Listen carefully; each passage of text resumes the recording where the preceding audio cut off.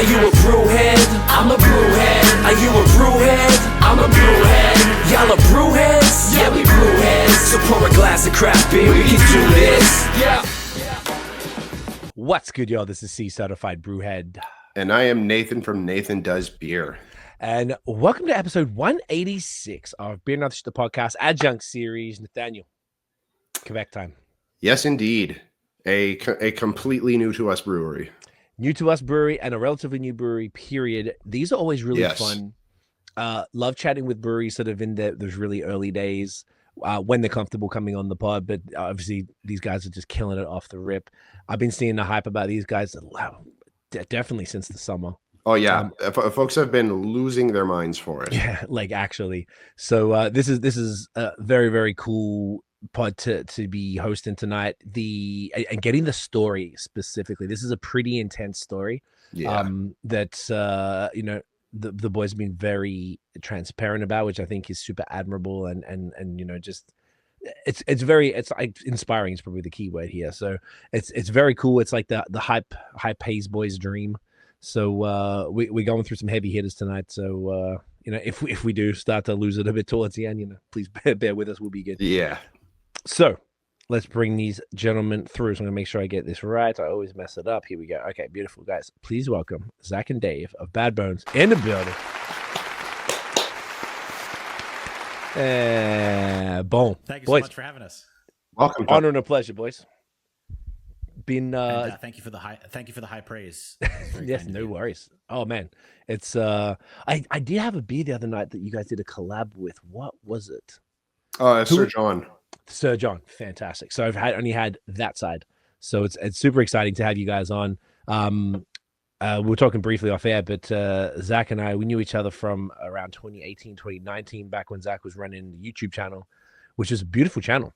The videos you guys did were awesome, man. Like kind of like thoughtful. It's almost like travel content with interviews with like the best of the haze lords, which was very cool, man. Thank you. That's a lot of that credit goes to Dave. He's a video genius, if I may. And I came with him one day. I told him about my passion for craft beer, and I was like, I would really love. I found that at the time there was like something like that missing, And I thought we would just kind of go to like a brewery or two, and maybe like take a couple shots of couple maybe a quick little video. And Dave took it and blew it up into, he was like, no, we're going all the best. We're going to discover the best beer in the world, and we're going to make it into something great. So that's sick. I love it. We'll Zach, definitely touch on that. Zach hit me up. Yeah, go on, Dave. Zach Sorry about that. And was like, no, it's okay. Zach hit me up and was like, he's like, I'm into craft beers, and I was like, craft beers, schmaft beers, like, what's the? And he's like, yeah, let's go and do something. And after, like he said, giving it some thought, it was like there's almost like this space for the Bourdain of beers in a way. And not to say that that's what we did, but like that was kind of the approach to it.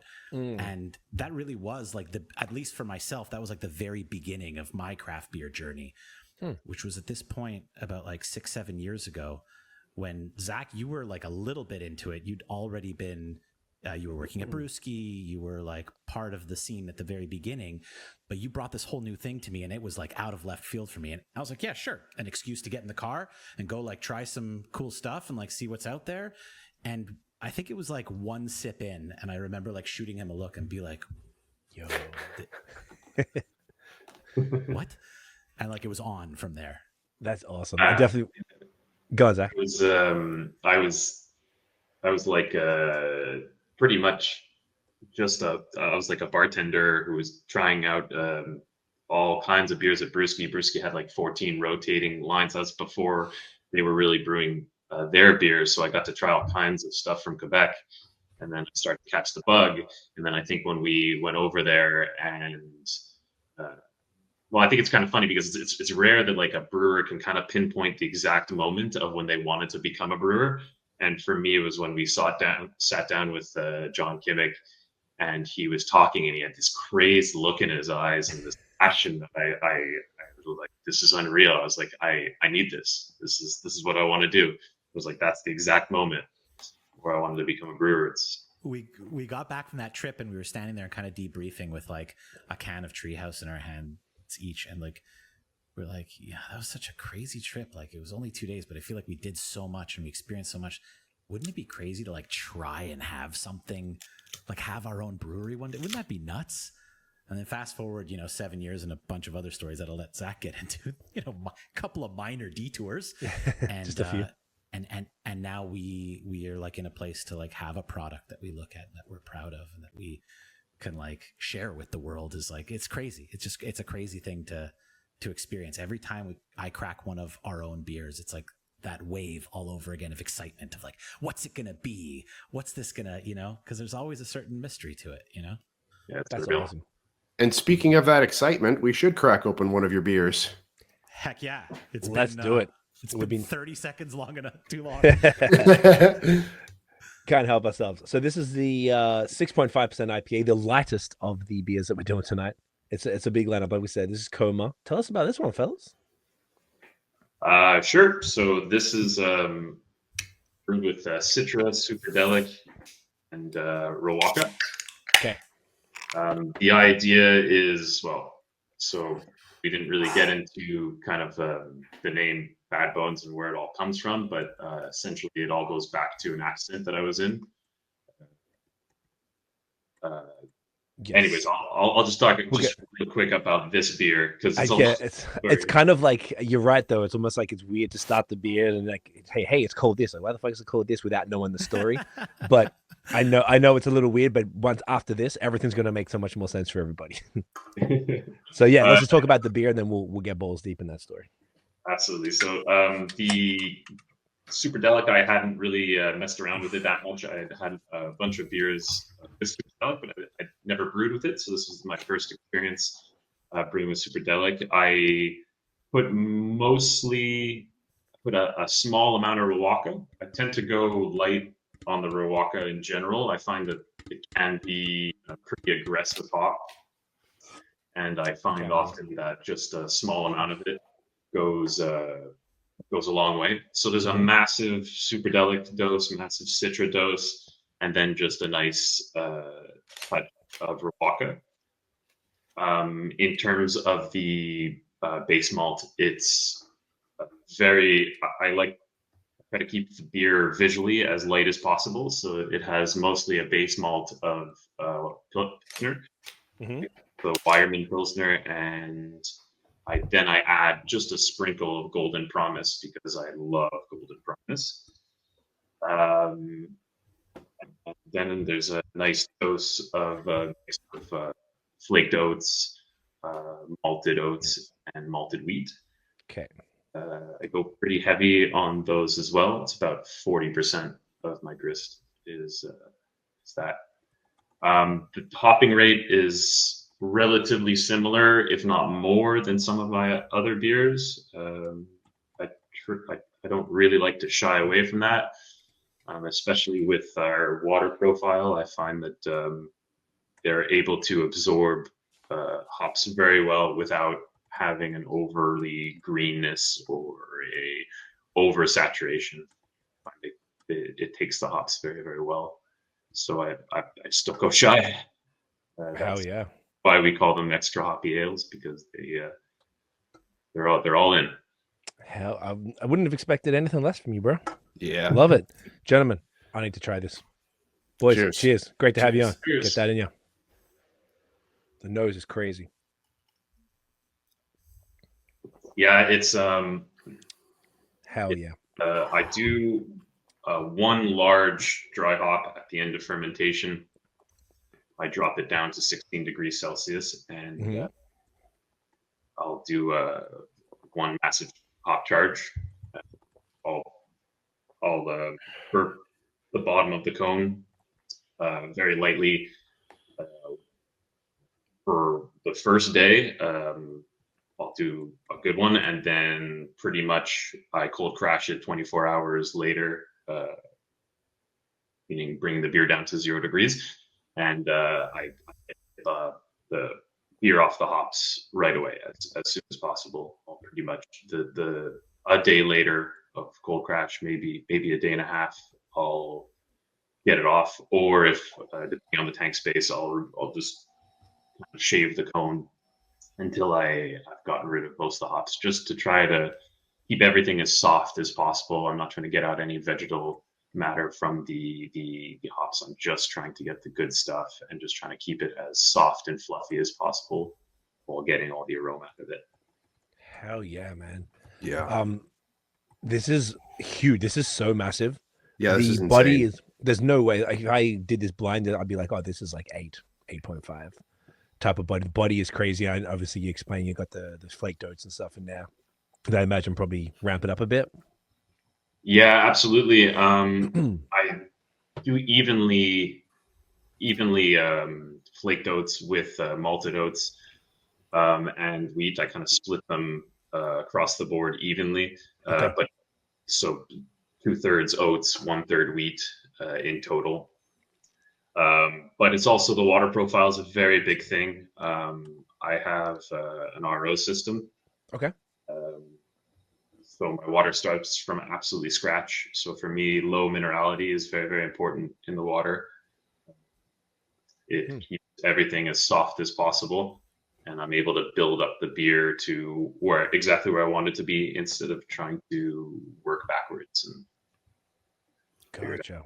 That makes sense. And like minerality in water is one of those things that's kind of tough to cover up, and it can work really well in like in some lagers and whatnot. But but in haze, I feel like that would clash with the with the hop profile quite a bit.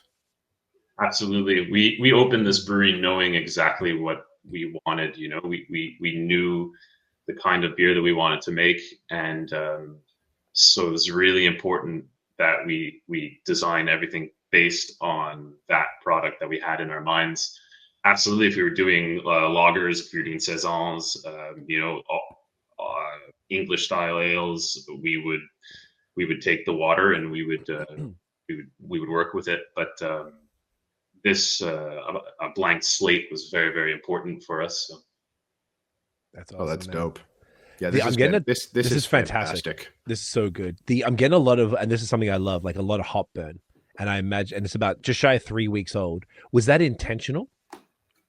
I find that like the hop beers with hop burn, I like it. So I like the flavor of it, but I also like it because I don't know about you guys. I'm like a date code princess. I love like fresher IPAs for the most part. And I find that the IPAs that have a bunch of hop burn just last longer. Like you can drink them at a couple months in, and it's kind of basically tastes almost as good as a couple weeks old.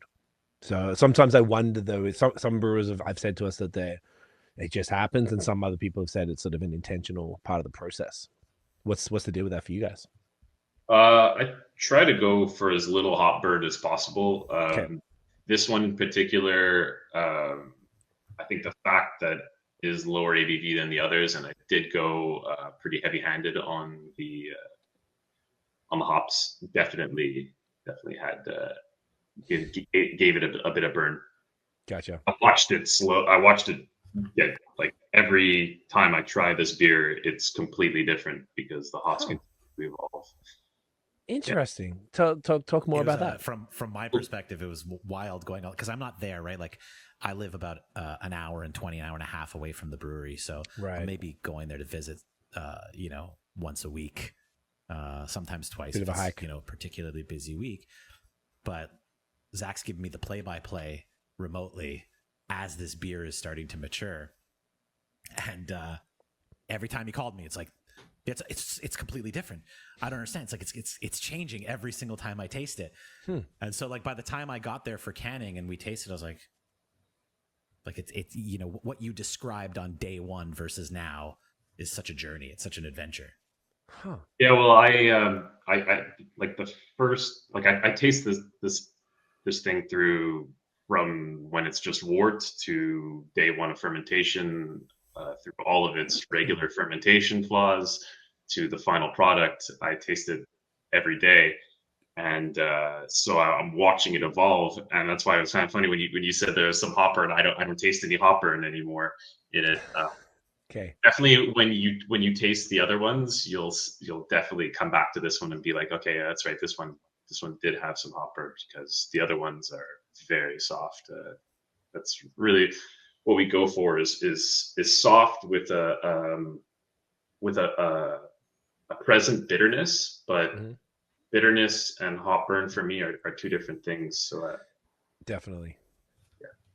Yes. Okay, that makes sense, and I might just be sensitive to it once again. I think because I like it. Like if I detect it in a beer, I'm like sick. I feel like I don't even really get it that much, but like you said, once I sort of check the other ones, we'll start to notice. But the hops changing in this one, like obviously beers kind of change, but is it more this beer that you guys find that the notes, the tasting notes are changing, or has that happened to all the beers? all the beers for sure. They definitely progress pretty rapidly. Not they don't digress. They don't. They just change. Definitely over time, certain hops will stand out more. You know, the first time I tried this beer, I was like, this is like a watermelon bomb. I found that the Superdelic was bringing this very cool watermelon thing to it, and that's all I was able to taste. And then now the Rawaka for me kind of stands out more. There's like that kind of weedy, dank thing that Rawaka brings that I get more now. So it just continues to progress until well, hopefully it doesn't taste it again in like 6 months. See how it goes. I guess it's also pretty new for you guys, so it's sort of you're still learning, I guess, how the beers react to different things and like how they progress, like you said, how they age and what changes with them and stuff.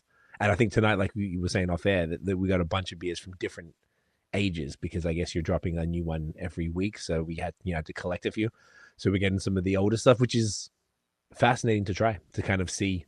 Probably fun for you guys too, because then you get to see, hey, well, this one's 6 to 8 weeks or whatever it was, and you'd be like, all right, well, how's that holding up? And it's kind of R&D. Love it. Yeah, I mean that's the thing with small batch, right? Is the beer comes out as it comes out. There's no kind of rushing it. It just kind of we brew on and then we wait. Right, only way to do it. On the note, sorry, that Dave. note, it's like we don't know. We've been doing it only since the end of August.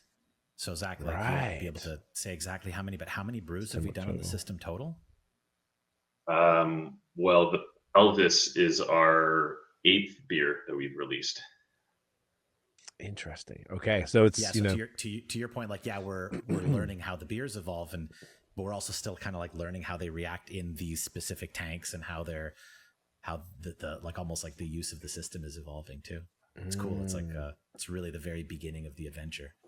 That's so cool. That's a great segue to the next part. I want to just quickly note, even now, maybe like I don't know, close to halfway through the beer, I feel like it's changing already, and I feel like the hop burn is like dropped in the perception. So it's almost like when I don't know if it happens to you guys, if you have whatever the first beer is, say you have a lager or something, like it's malty as shit, and then after whatever 4, 5, 6 sips, and it's like, oh, that just kind of mellows out. So I feel maybe that's what it was. It was just hitting me a little hectic up front, but now I'm just getting way more of the tropical notes that we were describing.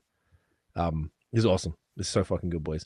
So on that note, with Dave's wicked segue, let's get into, and we kind of alluded to a bunch of stuff, and however you guys want to proceed with this, totally fine. So the question is, talk to us about how you guys got into craft beer and how that led to the brewery. So you sort of touched on that a little bit with regard to the YouTube channel. So you can sort of take up from that wherever you want to start.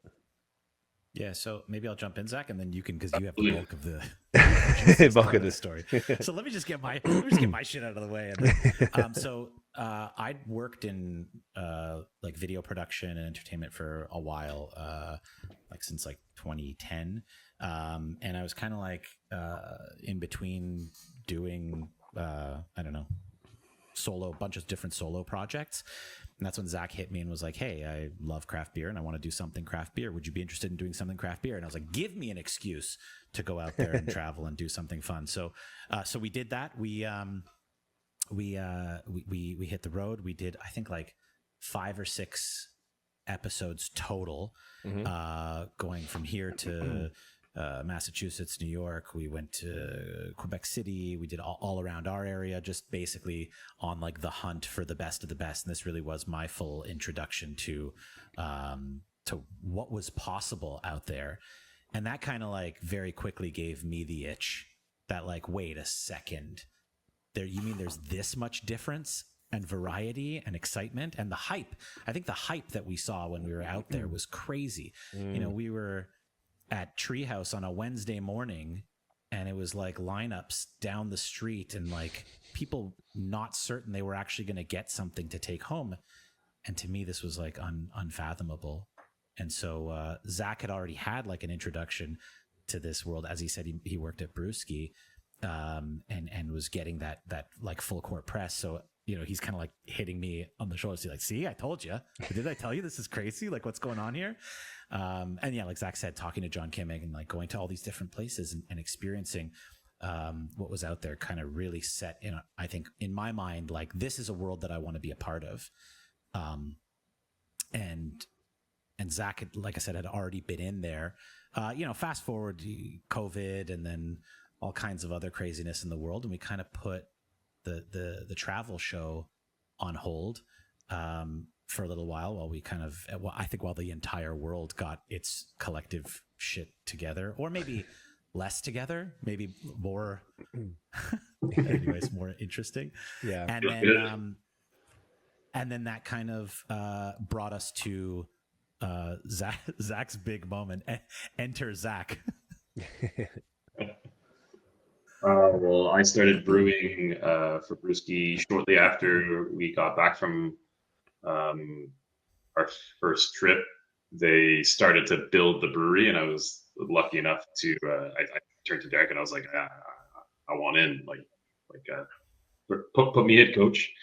And I was able to build the brewery with him and Ryan, who's now the head brewer for Will's.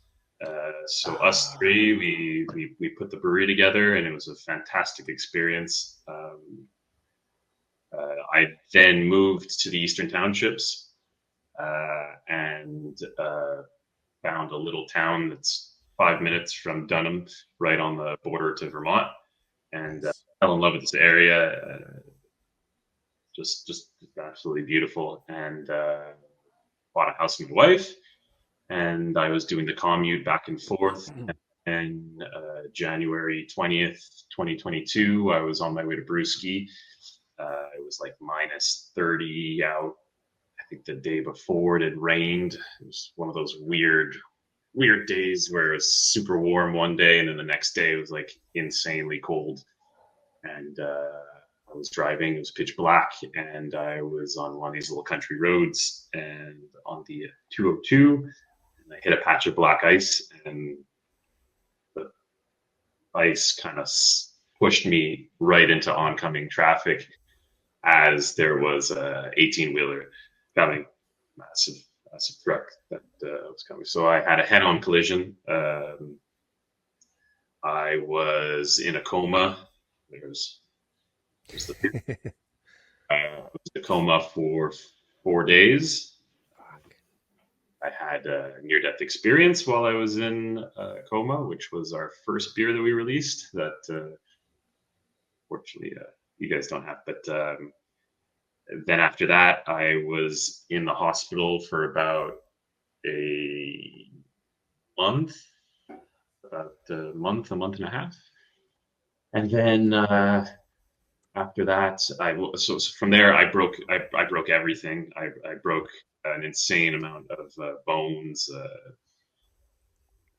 Most of them, I could list them, or you can just keep drinking our beer and drinking them. Figure them out. Drinking through them. But there's going to be a lot of beer released, so a lot of different beers and a lot of different bones were broken. I broke pretty much everything except the most important things, like my heart, my spine.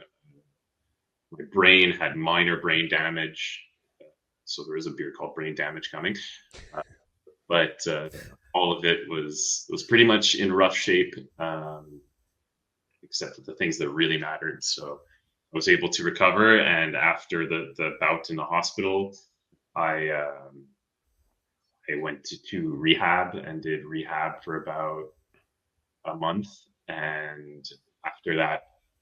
At that point, I really was not doing great in rehab. Rehab is a very tough place. It can become pretty depressing if you're not in the right mindset. And so I had asked to come home, and even though I really was not in shape to get home, but there's a photo on my Instagram of Dave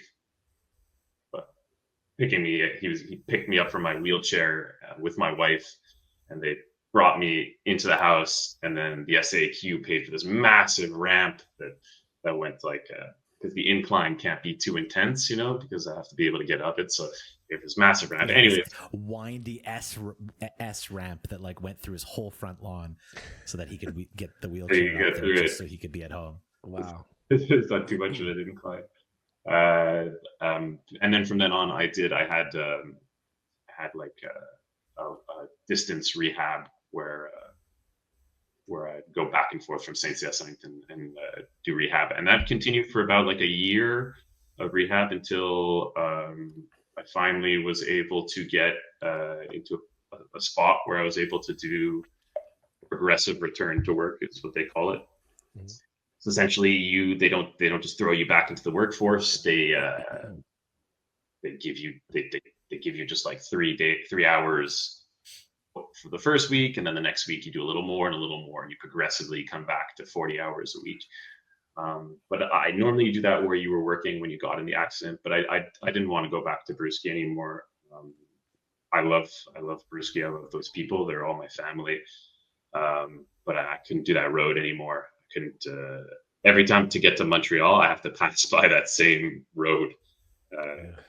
So and also just to drive an hour, sometimes more if there's traffic or an accident or whatever, just for a 3-hour day, it just didn't really make sense either. So I reached out to Dunham, and I asked them for progressive return with them. They were very, very happy to bring me on board, and I did it with them. And then I ended up working for them once I left. Once I was done the progressive return, I worked for them full time. From that point on, I was open with them. I told them that eventually, life is short, and I wanted to start something of my own. I didn't want to, waste time. I wanted to get something else going on. And when I had told them that, they were like, "Well, don't go elsewhere. Like, well, we'll figure out a way to do it here. We'll figure out a way to open a brewery here."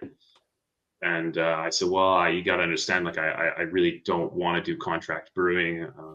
It's not a dig at anyone who does contract brewing, but for me, like I said earlier, is I have a very clear vision of what I feel like I need to do, and so I want to do that."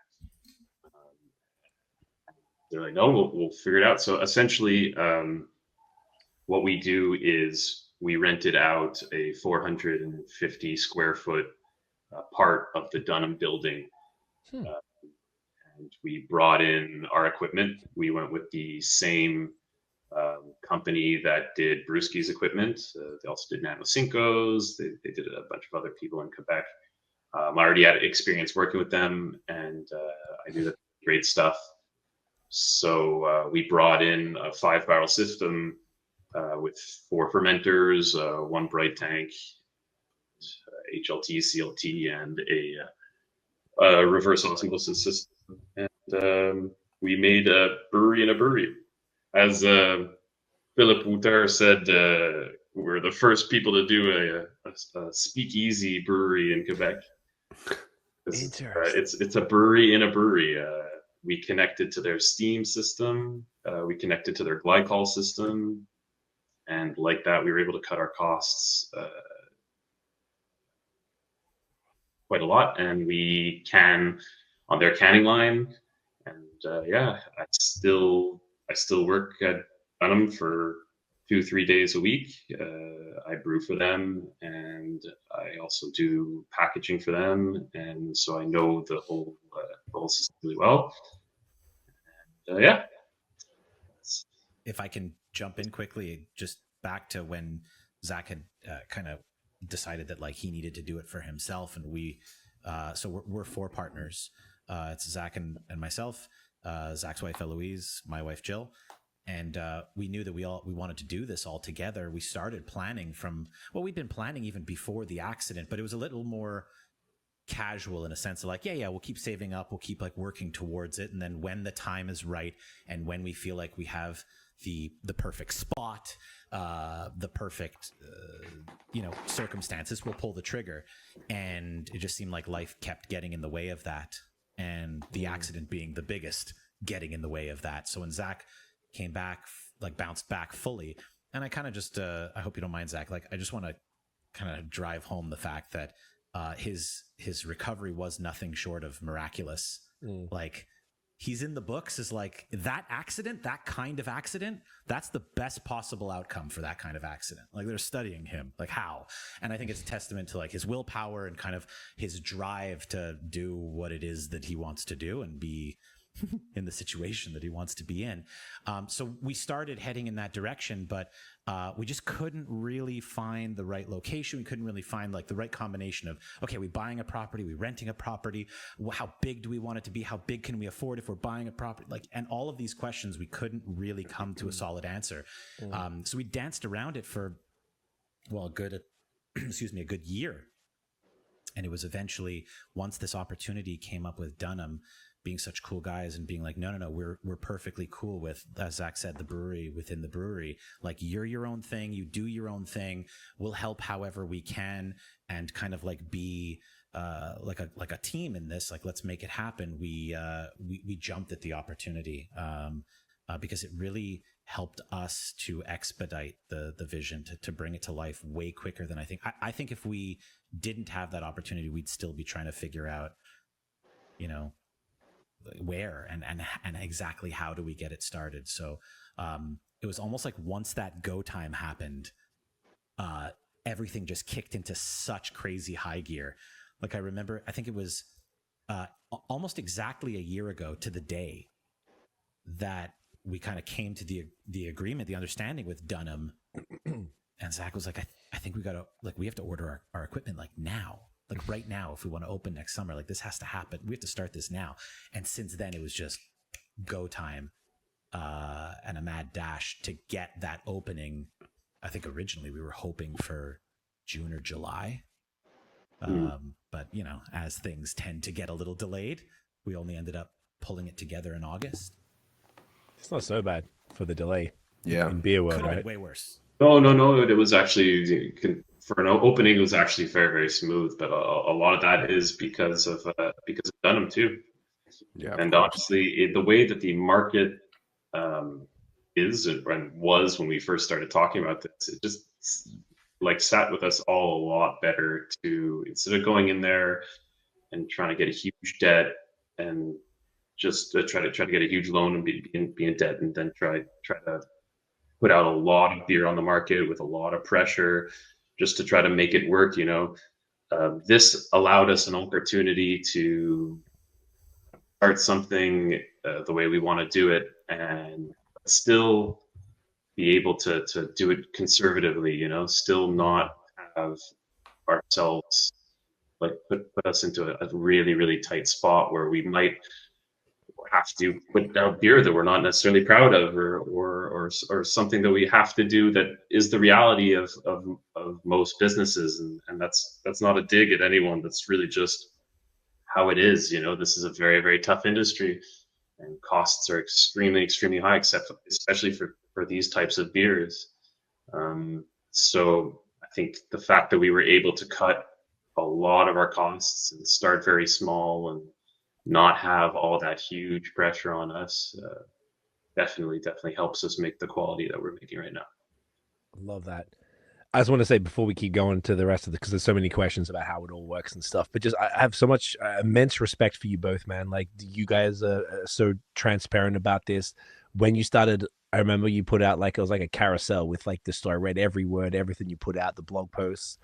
I was like, fuck, I had no idea, man. I was like, Jesus fucking Christ, this is insane. And I don't know. I love that in the way that you said it in the post was sort of just like you kind of alluded to it here, but I think you were a little more emphatic in the thing where it's like, look, man, I could have been out of here. And I've always wanted to start a brewery. Now that you guys positioned it, that you were all talking about it for years anyway, which I wasn't aware of, I'm like, I like that. I like that you guys like took the opportunities and you saw the way for you to do it, like you just said, like conservatively and slowly, which is kind of the smartest possible way to do this type of business in this economy, in this market where craft beer is at right now.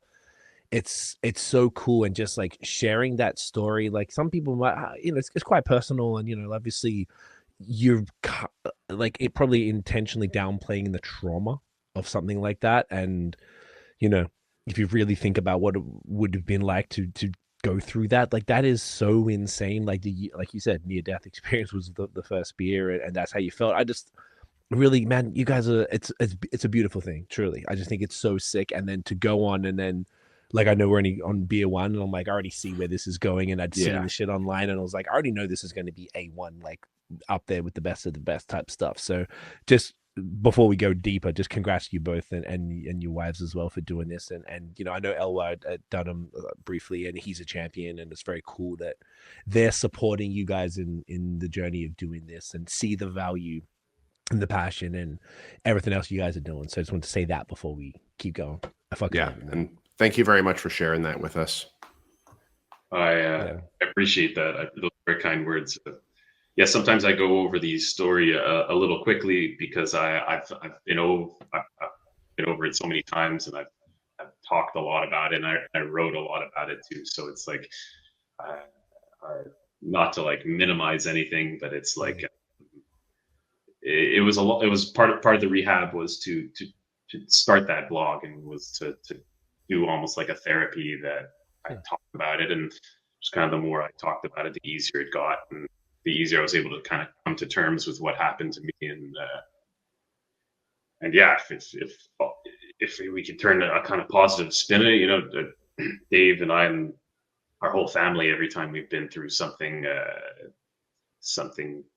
that's been kind of rough and dark, we always laugh it over. We always find some sort of humor in it. We find some sort of satire. I think bring us all first together. Time we like sat down and we're having a couple of beers, and we started like, so we knew like at this, we're gonna have a brewery one day. We will have wouldn't it be sick if we like started like, because we'd already known which bones Zach like had the most work on. Like, we should call the first one Tibia. Wouldn't that be fucked up? As if we just like if we just start naming it after all and we were dying. We were like in tears laughing about and we just kept riffing on how far it can go in what the names.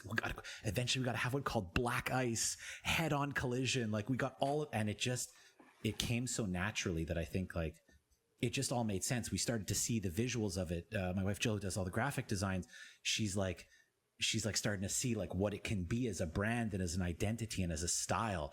And it's like, again, like Zach said, not to minimize the severity of it all or to kind of brush it off, but in our opinion, it makes for a fucking cool brand. Just the idea of like broken bones, very metal. It's very intense. It also has like I think it also makes like beer needs a story. Beer it can't be just beer. It has to be more than that. At least for us, beer is more than that. Beer is our life, and so part of being our life, you got to tell the good and the bad. And this was bad, and it turned into something good. So we just keep rolling with that momentum, and keep. It's amazing that you're able to have that attitude about it, to be able to turn it into something that you're able to like not only turn into like really your brand and own it, but also something that you're able to laugh that raucously about after this much time. You got to. There's no other option. Either you laugh or you cry, and laughing's a lot easier. So. And if you're our mother who was like at the table, she's like, "Oh, stop it, please! This is too much. This is way too she hates it. Oh, poor lady. Oh, I could picture that. She cringes a little bit. She's like, "Why did you have to call it that?" Maybe this one's going a little too far. Maybe this one's going a little too far. I can picture that. That's a mom's prerogative for sure. Yeah, I imagine that makes you guys want to take it even further. Absolutely. So much more. You just keep Absolutely. Oh, you guys are fucking hilarious. I love this. How do you guys feel about the next one? Let's do it. Yeah. Now we It's time. didn't choose one, so this is your call, boys. What do you think is? Oh no, we decided to do oldest and newest. Yes. Yeah. Let's do the order in which they were released. So it'd be Clavicle. So Clavicle next. Clavicle. Okay, perfect. Come on, one of them. Nope. Of course, it was the last one. All right, beautiful. So this was canned. Can I see? Ooh, date code on mine. I can't really read it. 25th of September. 25th September. Oh, Okay. okay. So just shy of 2 months. 4 days shy of 2 months. I'm super curious to try this one to see how it ages. When's the last time you guys had this bad boy? I haven't had it in a little bit, so I'm very excited to taste it. Nice. This is my last can that I have of it. Ooh. Yeah, with Dunham, we're also very lucky with their canning line is a real beast. Their canning line's incredible. It's a guy. It's a Italian made. It is it's essentially a canning line that forces foam on each, so the oxygen pickup is very, very minute. Okay. So that essentially that is really going to so do this. important. So important. It's going to do this beer some favors. And if I mean, if there is any sort of hubman that was on this one, I guess that would assist as well.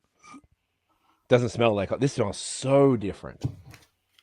So this one is Citra, Mosaic, and Nelson. Okay. It smelled, the immediate vibes I'm getting just off the nose were like treehouse style, like that kind of approach. Does that resonate, or am I completely? Remy said, you guys know Remy? Remy from Wild Shack? IPA?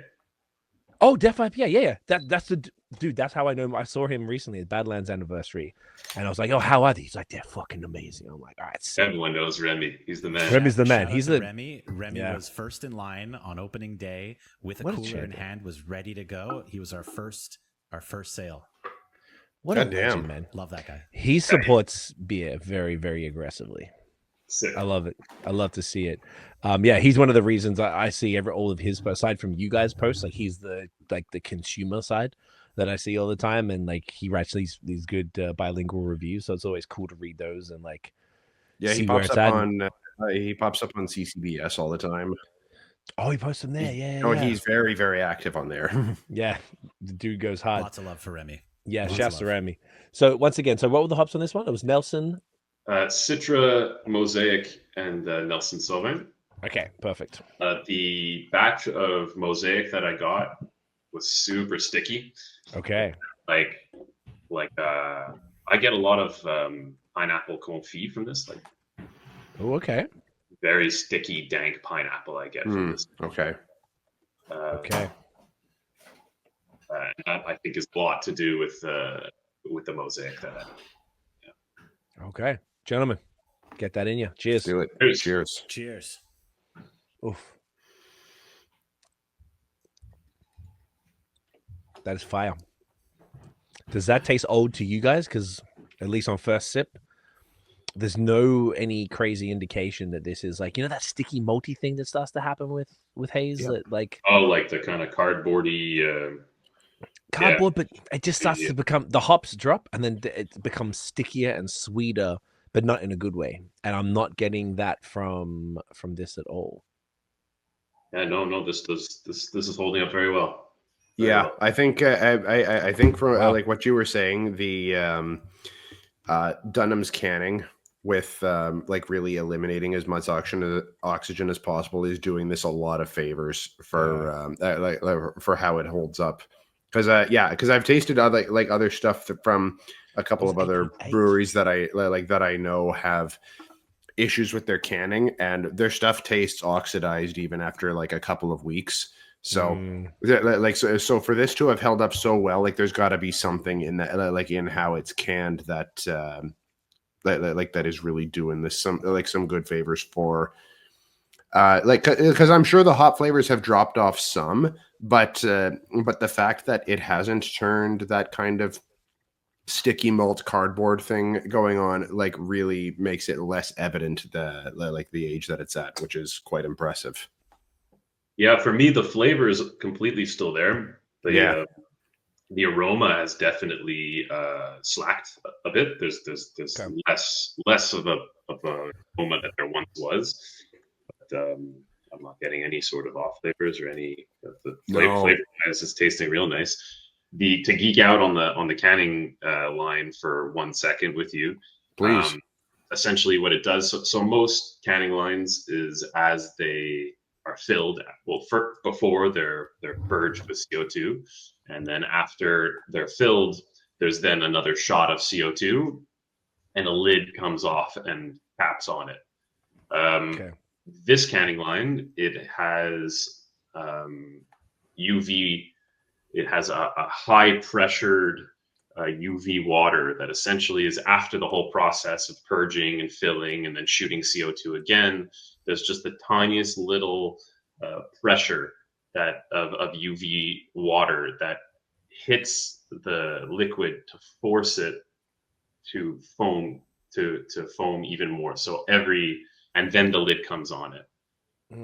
Every can gets, because the concept is if the foam is coming out, then no oxygen could come in. So it does this to have a very, very minimal oxygen pickup, which is really, really nice. Huh. I was telling you guys, I don't know if I said it in off air or on air, but the reel you guys shared, which actually then was your wife, Dave, who was showing on the computer, very, very cool. And part of that reel was looking at, I noticed that there was foam at the top and then it put the lid on. So that is the addition. So the liquid comes in, creates the foam, or like. Well, so after it's filled, all beer starts to degas because it's no longer in a pressurized environment. Okay. So it starts to degas, creating some foam. But in order to guarantee that everything gets foam and enough foam, this extra step ensures that all the cans, no can gets missed. Otherwise, you're really just relying on the beer to sort of create its own foam and cap on. Most of the times happens, especially if your beer's at the right temperature and it's carbonated right. It's gonna happen. Most people don't have a problem with it, but this extra step just guarantees it. That's so sick. It takes an already somewhat stressful event, that final step, where you're like, this is it. We're crossing the finish line. Don't let anything go wrong now. It just gives you that extra little bit of comfort, It's a very expensive canning line. Very, very, very, very good canning line. Its downside is it's slower than most canning lines. It does 1,300 cans per hour, so it's not an extremely fast canning line, but we're small batch, so it's okay. Not a big deal. Yeah, dude, this is so cool. I couldn't tell you the last time I had an IPA 2 months old that's tasted this good. Yeah, like this is a definite testament to that process. That's sick.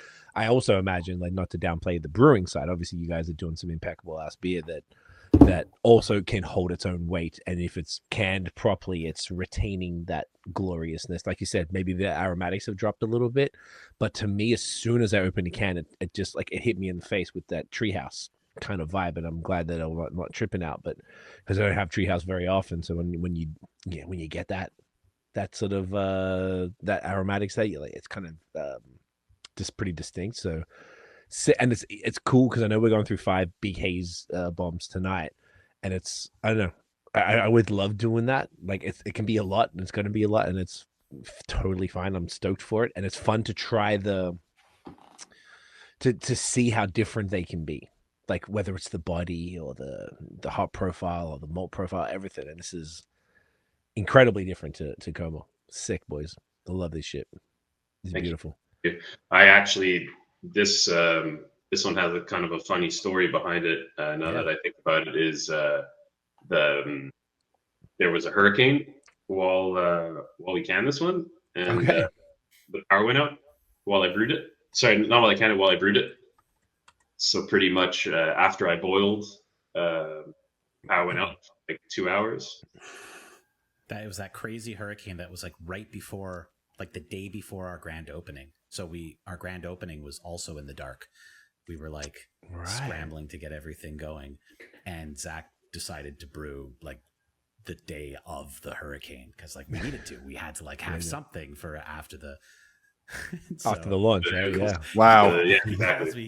He FaceTimes me, and he's like, "I'm like, why are you in the dark? Aren't you supposed to be Brewing, and that uses electricity. How did you do it? Like, how did it all work? Excuse the ignorance. Is it like once you got it going, it's all fine, or is there like a generator backup?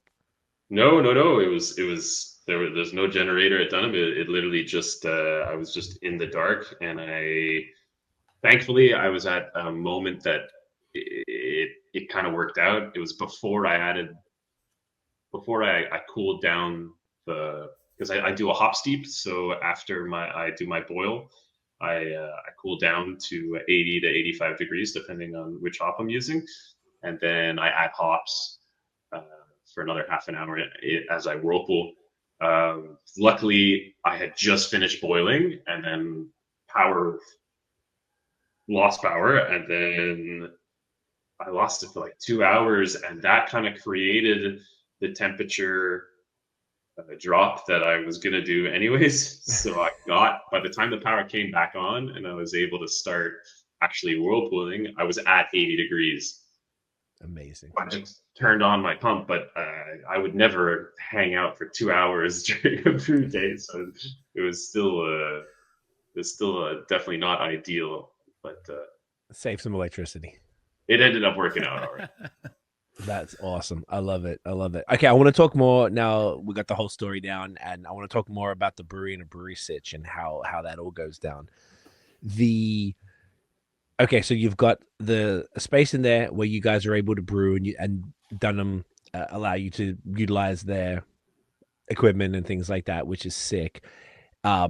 Is this like the long-term solution, or is this the solution for now? Dave, you want to? So yeah, so we like it's the solution, I think, for as long as it makes sense with this kind of capacity, with this kind of output, with like where we are right now. But I think down the line, Dunham knows as well as we do that like we won't be able to, I think, stay in this space, or at least without our own, let's say, retail setup without moving on to our own setup. So eventually, yeah, I think a next step for us is some kind of taproom retail experience where we can kind of, host our own events and do our own thing.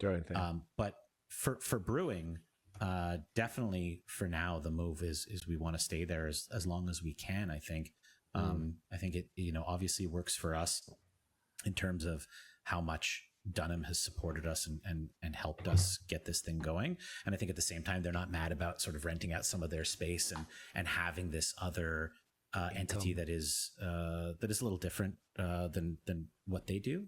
So we kind of complement one another to that end. They also they use our they can use our system as if whenever they want. That works out. Yeah, exactly. Little projects that we can do, and yeah, like Dave said, it kind of brings in a different type of clientele for them too. That they might normally, someone who might be on the fence, should I go all the way down there or not, has another reason to. They can get some crazy barrel aged stuff from Dunham, and also grab a couple cans of extra hoppy ales. So. But to your question about like, is this the long-term solution? I think like we are really thankful for how well the beers have been received, and sort of the need to brew. Like we are brewing more frequently than I think we originally planned, and an amazing sort of problem to have, if you will. So if things keep heading in the direction that they are, which we hope they will, then there might be the need to sort of move into a bigger system sooner than later. What that time frame looks like all depends on on I think like that, what that retail space ends up being, and where that ends up going. So Right. I think like we kind of understand it's not forever like this, but it's a good thing for everybody involved. So let's ride it as long as we can. And right now it seems to be kind of right in that sweet spot. That's awesome. So I guess what you're saying, the retail would be like off premise. It wouldn't be within Dunham. It could be like one of those separate places where you could say, I don't know, excuse me, what the licensing thing, because I know it's always crazy in different places. But if you're brewing out of Dunham and then say if it's across the street, even, could you have essentially a tap room that exclusively pours Bad Bones beers? Absolutely. Yeah. We would do like we do with all of our all the retail stores. Is instead of shipping them to let's say La Canette, we would ship to Shasta Kevin. Bad Bones. Cheers, Kev. Yeah. We ship it to Bad Bones. Gotcha. So essentially, it's just a separate. You'd almost register it as a separate business, and then you sell to yourself. We are completely a separate entity. So to Dunham, you mean, or to? We're a separate entity to Dunham now. Of course. And I don't know that we would need to be I don't know. We'd probably need to check the legalities of it all, but I'm pretty certain we would be able to. Just Google it. You would never do anything outside of the law, David. No chance. And I think we would be able to. I think we'd be able to just open a spot, get a permit to be like a bar, and Gotcha. And set it up like that. Interesting. Yeah, I know it's like mad complicated in Canada. I know a lot of like, as you guys obviously go to the States a bunch and have been there. Like every time I go, I'm always like almost annoyed at how many breweries have multiple locations, whereas here it's like damn near impossible, or there's so many regulations around it. I think in Ontario it's like it's crazy, right? Go across provincial lines. Good luck. It's a nightmare. Oh yeah, but the beers like this is it's got another month aging before it even hits shelves. Like if you want to come to Ontario, it's fucking so stupid. I wasn't sure about that, but that's sick. So the other question I really had around that was like, if people go to Dunham right now, yes, they can purchase. Can they also drink on? Like, can you get draft pours? Yeah, hell yeah. Yeah, we have Nice. one tap line at the Dunham pub. Mm-hmm. All of our cans are sold out of the boutique, the Dunham boutique. Oh, that's amazing. That's really kind. That's so kind of them, eh? Like that's like you said, this is essentially an unheard of agreement. Yeah. Absolutely. I think we will see. Sorry, Dave. Go ahead. No, you. I think we'll see a little more of this kind of partnerships in the future. I hope so. Based on how the market continues to be, I just don't think that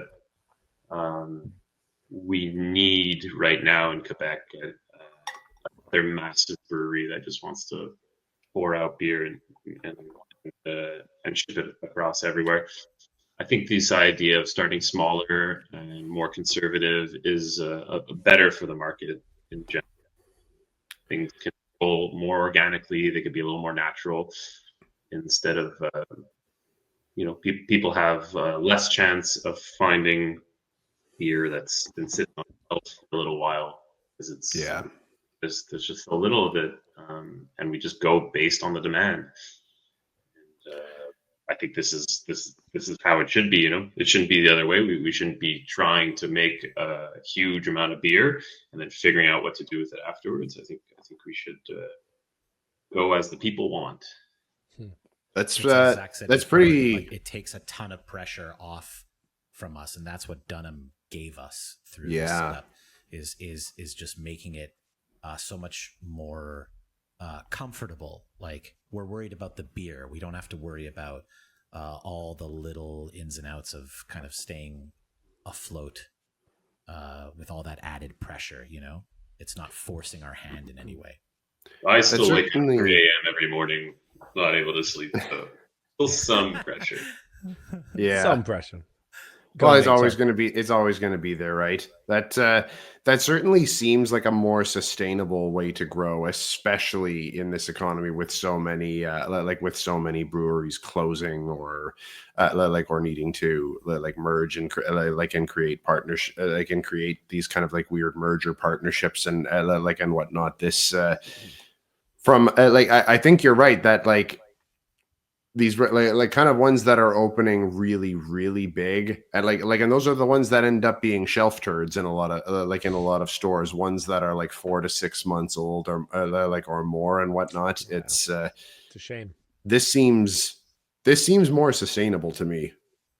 No, I mean, look, I like, if you look at the numbers, the only real way to make money in this industry is to sell lots of beer. Yeah. We don't sell lots of beer, so we don't make money. But the goal is to work with the demand, work with the consumer.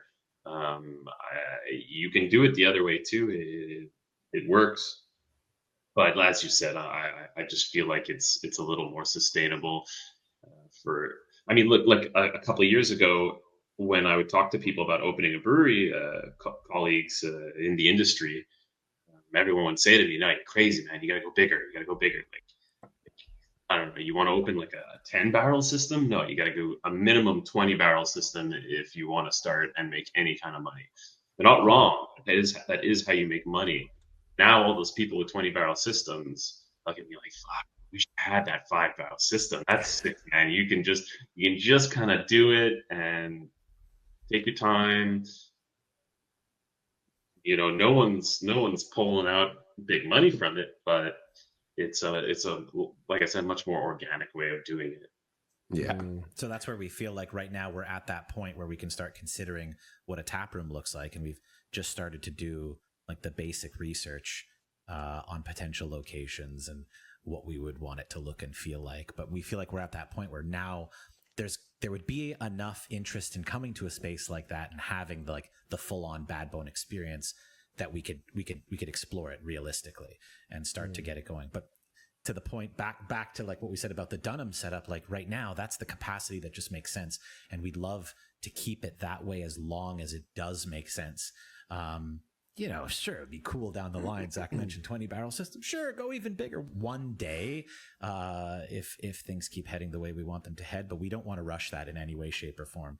We really want to take our sweet time and make sure that we can keep delivering that high quality experience every step of the way. And right now, we're not even fully in control of the experience that we're giving. That's a big part to us. That was like the one thing that kind of made us hesitate.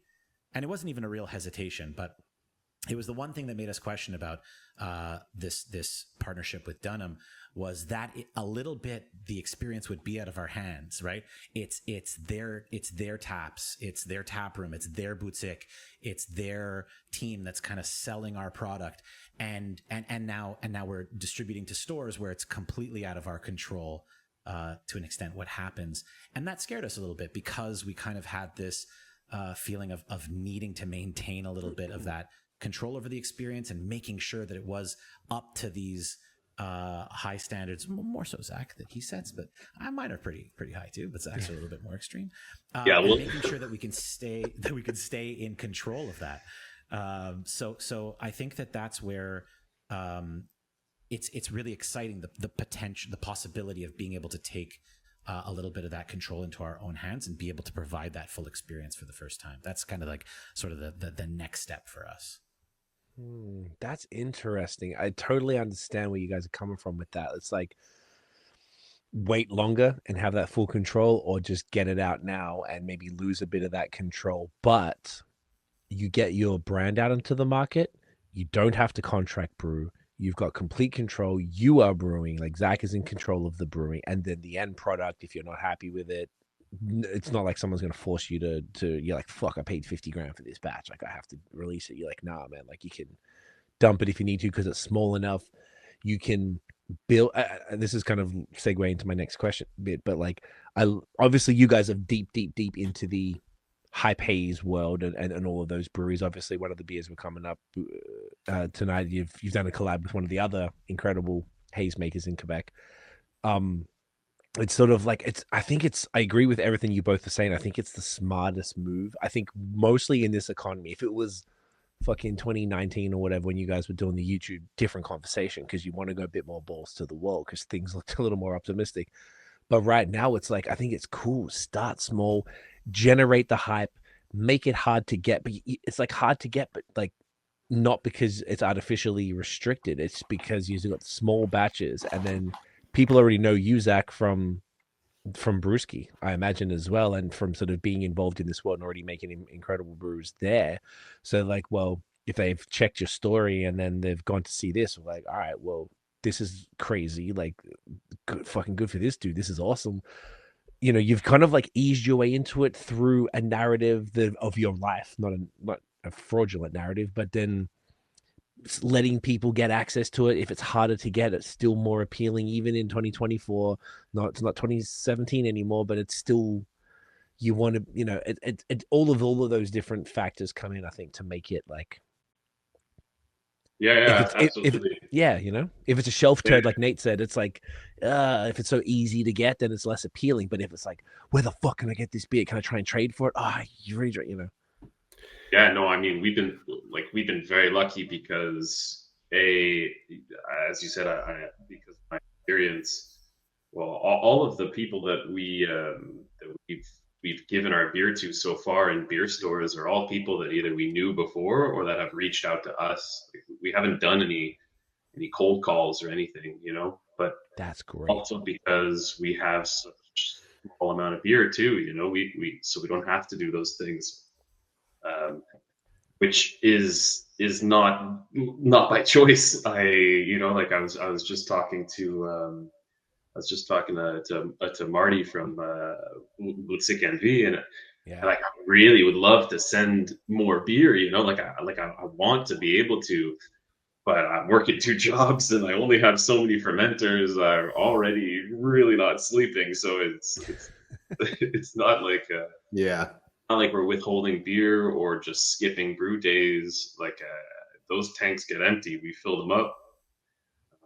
But right now we're just trying to keep it fresh, keep it high quality, and make sure that all our friends and all the people that really want to work with us get whatever we can give them.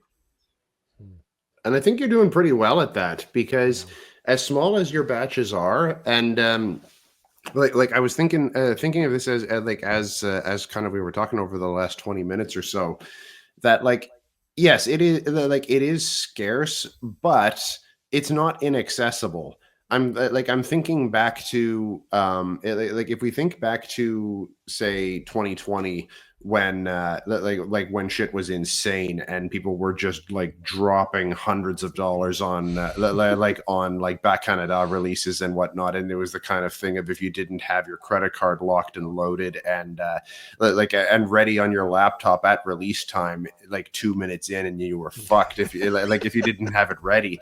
If we were doing this at that time, like your shit would have been flying out the door at that same rate.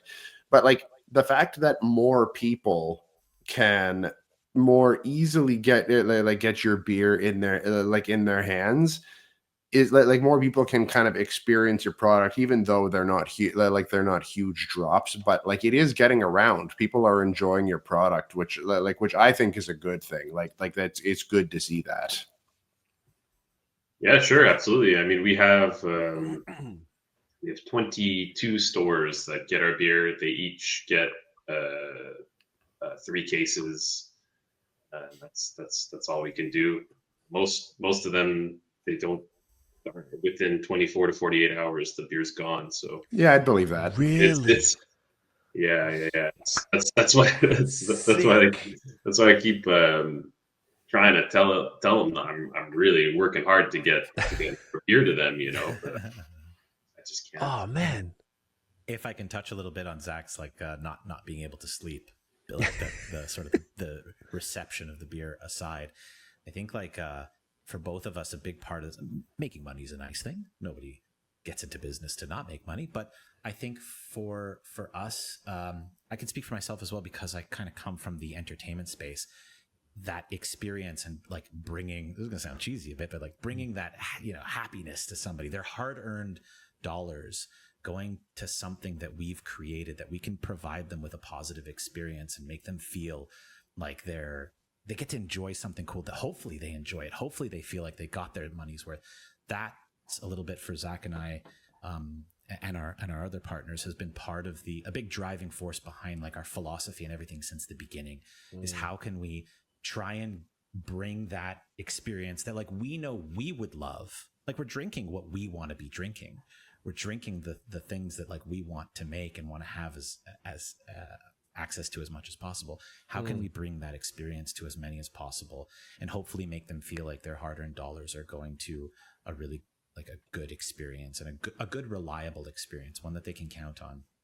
So to try and like do what we can to bring it to as many people as possible is I think our like that's our true long-term goal here, is how can we keep like as people learn more and more about us and want access to be able to give it to them when they do learn about us is kind of what we're looking to achieve.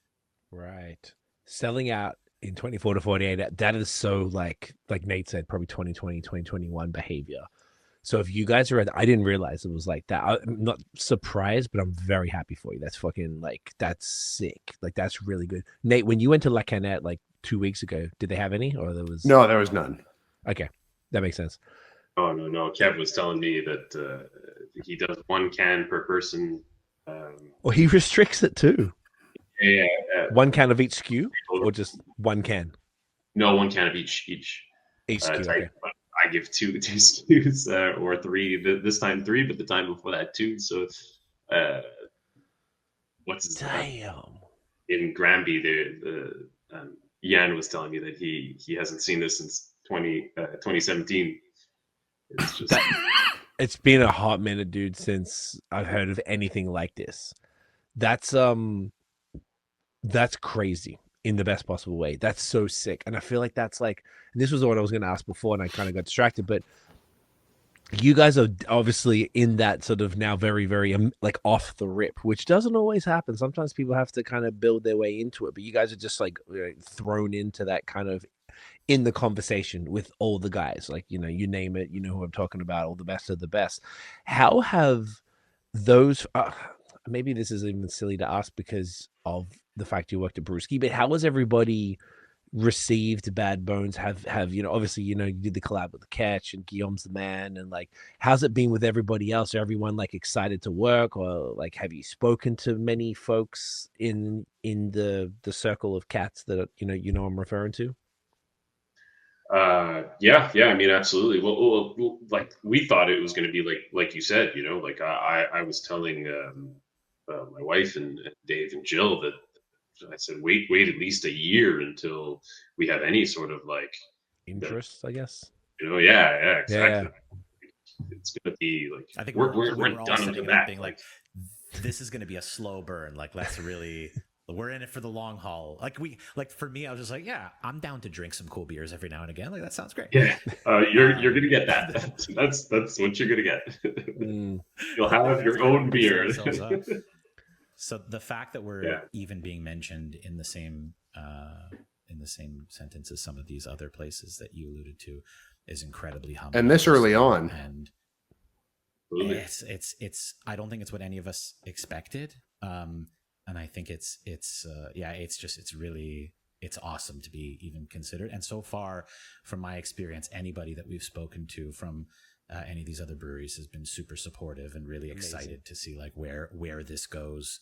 And you know, like you mentioned the collabs, like just the fact that I think other breweries want to collab with us is so humbling and such an awesome thing for us to like be in that position so quickly. Right. I think every single time we get an email like, "Hey, you guys," we're like, "No fucking way! Hell yeah, let's do it!" It's such a great feeling. Definitely. You know, like Brewski, fact that I already was in the industry, and the fact that you know the Brewski name rings really loud, and that's something that we're very, very thankful for. Is you know, before we even had our own brewery, like. We were nobodies, and we did a collab with them. They wanted to do a collab right away, and just that kind of start happened. That was great for us. If I can just jump in for a second, like special shout out to Brewski and that whole team, who's, as Zach mentioned, is our family. Derek was in those first YouTube videos with us. Like we went on that first trip with I Derek remember. and all of them. Like, Short hair Derek. Short-haired Derek. would not have been such a different guy. We would not have been able to do any of that without Derek. And it really, I think it was our third video on YouTube. That might have even been our second, where we were like, okay, we've been to like 3 huge name breweries. We can try brewing on our own. And Derek's like, yeah, sure. Okay. Why don't we take it easy there? And he kind of held our hand through like home brewing. And then we brewed with him a couple of times. We got to brew when they had just set up the new brewery. We got to brew a collaboration there that was super cool and exciting to be able to be part of. And as Zach mentioned, like we did a collab with them before we even we just launched our social media. We'd ordered our equipment, but we hadn't even fully renovated the space yet. And like we did a collab with Brewski that helped kickstart our social media and stuff. So again, to that special nod to them and how much they helped us get things started. That's definitely helped a lot. I mean, when we we have more collabs coming up too, which is really nice. Which I mean, our next beer that we're gonna try is Le Ketch collab. It's just that same kind of family oriented business that we love about craft beers. We need people just like always open and reaching out, and they like the story behind our beer. We know they're a friend of a friend, like all these things is creating like, so we were able to do like a collab with the Ketch, and then we have in 2 days we're doing a collab with Modest Man from New Hampshire, which is going to be great. Who, sorry? Modest Man. From Okay. New Hampshire. They have one in New Hampshire and one in Maine. Okay. I feel like you would know them. They have like all their stuff is music related. All their Spell it. Modest Man. Okay, I need to look at this up. Modest Man Brewing. Yeah, the Hayes guys in New Hampshire. His lyrics. Dude, I'm fucking up. I don't know. Why don't I was in Maine last year. Do these look familiar? Cans look cool. When we go to New Hampshire, we stop at Chilling, and then we stop at Modest Man. Well, you put me onto something, dude. That's awesome. Oh yeah, right. Portland, Maine. I wonder if it was there when I was there. Okay, you know what? It's on my radar now. I think That's the Modest. awesome. I think the main one is relatively. It's pretty new. Okay. Yeah. Oh, that's sick. Yeah, I don't think they were on my radar when I was there either. Mm. And then in December we got I've known stuff for a long time. So we're going to do a Buck Canada collab. Hell yeah. Beauty.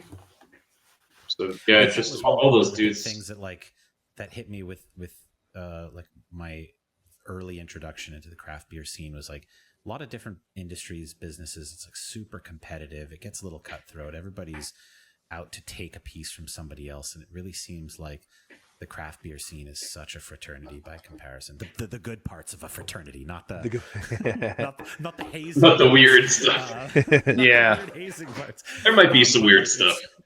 There might be some weird stuff, but for the most part, very very supportive, and everybody's like, it's almost like, yeah, there's, everybody's in it for that cool experience, and there's more than enough audiences and beers to go around, so everybody seems very supportive. I love that. So speaking of that, how's about looking at the time? We get that Ketch one in us right here. Yeah, let's do it. So, this is glorious. Love this can art too, by the way. Super cool. Another perfect title, Jaws of Life. That was Ella, my wife Ella came up with the name and on the can. Like, I love it. It's good, because all their stuff is like marine dock and marine stuff. Yeah, the Jaws of Life is. It's perfect. It really is. I love how that everyone is so down for all of this early on. It's just like, I guess you guys are pretty aware of how like uncommon this is to be this. Very much. Yeah, and I just think it's a testament to your work, I think, with Brewski, Zach, and also just the rep from the short time you guys have been around, the rep that you guys have got. Like, I already knew that, like, you guys essentially were doing another beer media type of thing that I always felt was like a cool compliment to what we did as well, because there wasn't that many people doing all this type of stuff, and I was like, oh, sick, like this is great. I really enjoyed your content. Like, the editing and all the video work from your side, Dave, was spectacular, super high quality. I loved all the voiceovers and like the way that you guys approached it, and I just thought it was super professional. And obviously, you know, I've been a fan of Derek's from we had him on the pod like 2017. We've had him. I think Derek's the most guested person on the pod. He loves his shit. He's such a funny dude. And I was like, oh, well, Zach knows he's fucking shit, man. You guys just knew your stuff. I was actually pretty jealous that you got to talk to John, because I reached out to him a bunch and he never responded to my emails. So I saw you guys talk to him. I'm like, oh, maybe I could talk to him. And I just really felt that your approach to all of this stuff was so, I could tell you all loved what you were doing and you knew your shit. And then we met a couple times at Brewski and stuff like that. I was like, well, you know, these guys know the stuff. So I think there's like, that carries through and just like had resonated so strongly that you're able to get to this point so early on. So I mean, imagine in a year's time type thing, if it's, you know, you've already got all of these cool, not the collabs are everything, but it's an acknowledgement from your peers that you guys respect, that you guys are doing something worth attaching their name to, their hard-earned brand to, which I think is like, that's pretty special. Yeah, you know, it's super dope. Yeah, man. Yeah, and Guillaume is doing some spectacular shit. So it's like, it's very cool. When I saw this, I was like, hell yes, man. Yeah. And I was chatting with him back in the summer. Would have been right around the time of your guys' opening, and he back then was telling me that you guys were that your shit was really tight. So that was like pretty high praise very early on, which I'm not surprised by. No. Yeah, absolutely. No, Guillaume's fantastic, and when he mentioned doing a collab, didn't even blink. I was like, yes, please, whatever. Yeah, say the word. Yeah. So this is 8.4%, another double IPA. Like we said, it's a big episode, yo. I gotta say, by the way, I just gotta cut in. That last one was 8.8. Did not taste like that at all. No. Thank you. It's fucking dangerous, man. And a 2-month-old beer. Yeah, I think that's kind of the theme that we got. Funny story. We sold a keg to a party of not craft beer drinkers. It's just like a friend. Oh no, this is not going to go well. The exact outcome you expect. Yeah, it was less a party and more a social gathering. Okay. Relatively formal, we could say. And they are drinking beer like they drink beer. You know, you take a glass, it's on tap, you fill it up. Yeah. Sure. Drink it, and then you come back and drink it again. And just knock them back. We they knew it was femur. It was 8.6%. They knew it was 8.6%. When the first time they came for it. Sure. The second, third time they might have forgotten it, and the party got pretty freaking sloppy quickly because it doesn't taste like booze whatsoever. So everyone keeps telling me it's like, it really doesn't taste like that. It's kind of dangerous. Basically, Quebec's for loco. In the best possible way. What are the hops in this one as well, by the way? Yeah, so this was interesting. I guess it's a very true definition of collab. Essentially, we used our Citra with Guillaume, his freestyle selected Motueka and Nelson. He brought his hops. We used some of ours, and then he does honey in all of his beers. In a lot of his IPAs, he brews with honey. So we got local honey from a farm called Les Trois Arts in Dunham. Brewed it with honey as well. So nice. Sick. On point. I feel like every Ketch collab has honey. I love that. It I does. love that consistency. It does. Yeah. Everyone does that. I think it's great. Yeah, I just had one like last week from Counterpart. They did it and they added the honey in there. So love this. The nose smells glorious, gentlemen.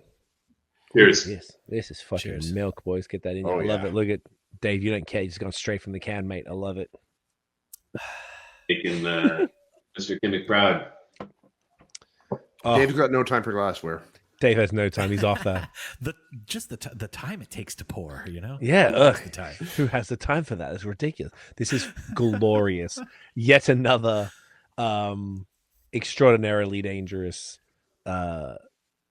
fucking beer that does not taste. What is it? 8.4. Yeah. Jesus Christ.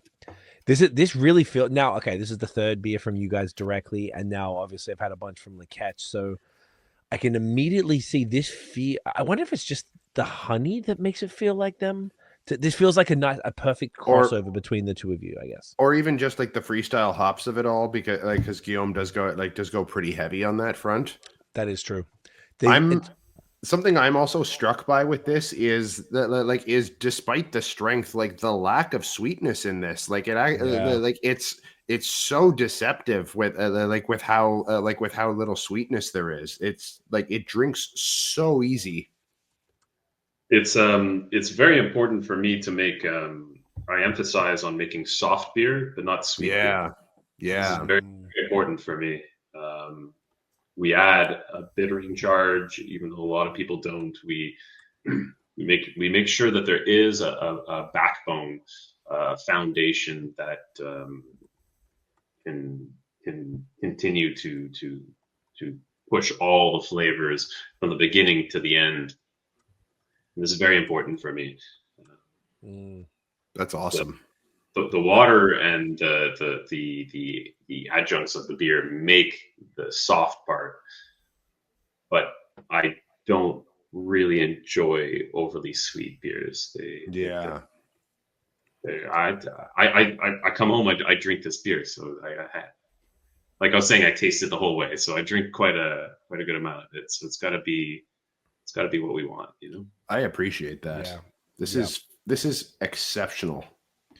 I like that a lot. I feel like it really truly is. This is special. I feel like the beers that are the best, all of these are I know they're all going to be like, we're going to be jerking over all of them. The beers that are the best are the ones where the brewers are just so specific. Like, it's not like you're caving into public demand.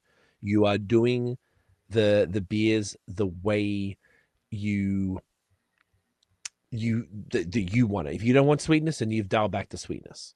I like that a lot. I think that's like a really key thing for a brewery, particularly a newer brewery like you guys, to kind of like really hang your hat on, to be like, no, this is our way to do it. This is like the Bad Bones style. And it's sort of like, it differentiates. If you have a brewski, like, oh, that's theirs, and Bar Canada, Meso, and Sir John, and etc.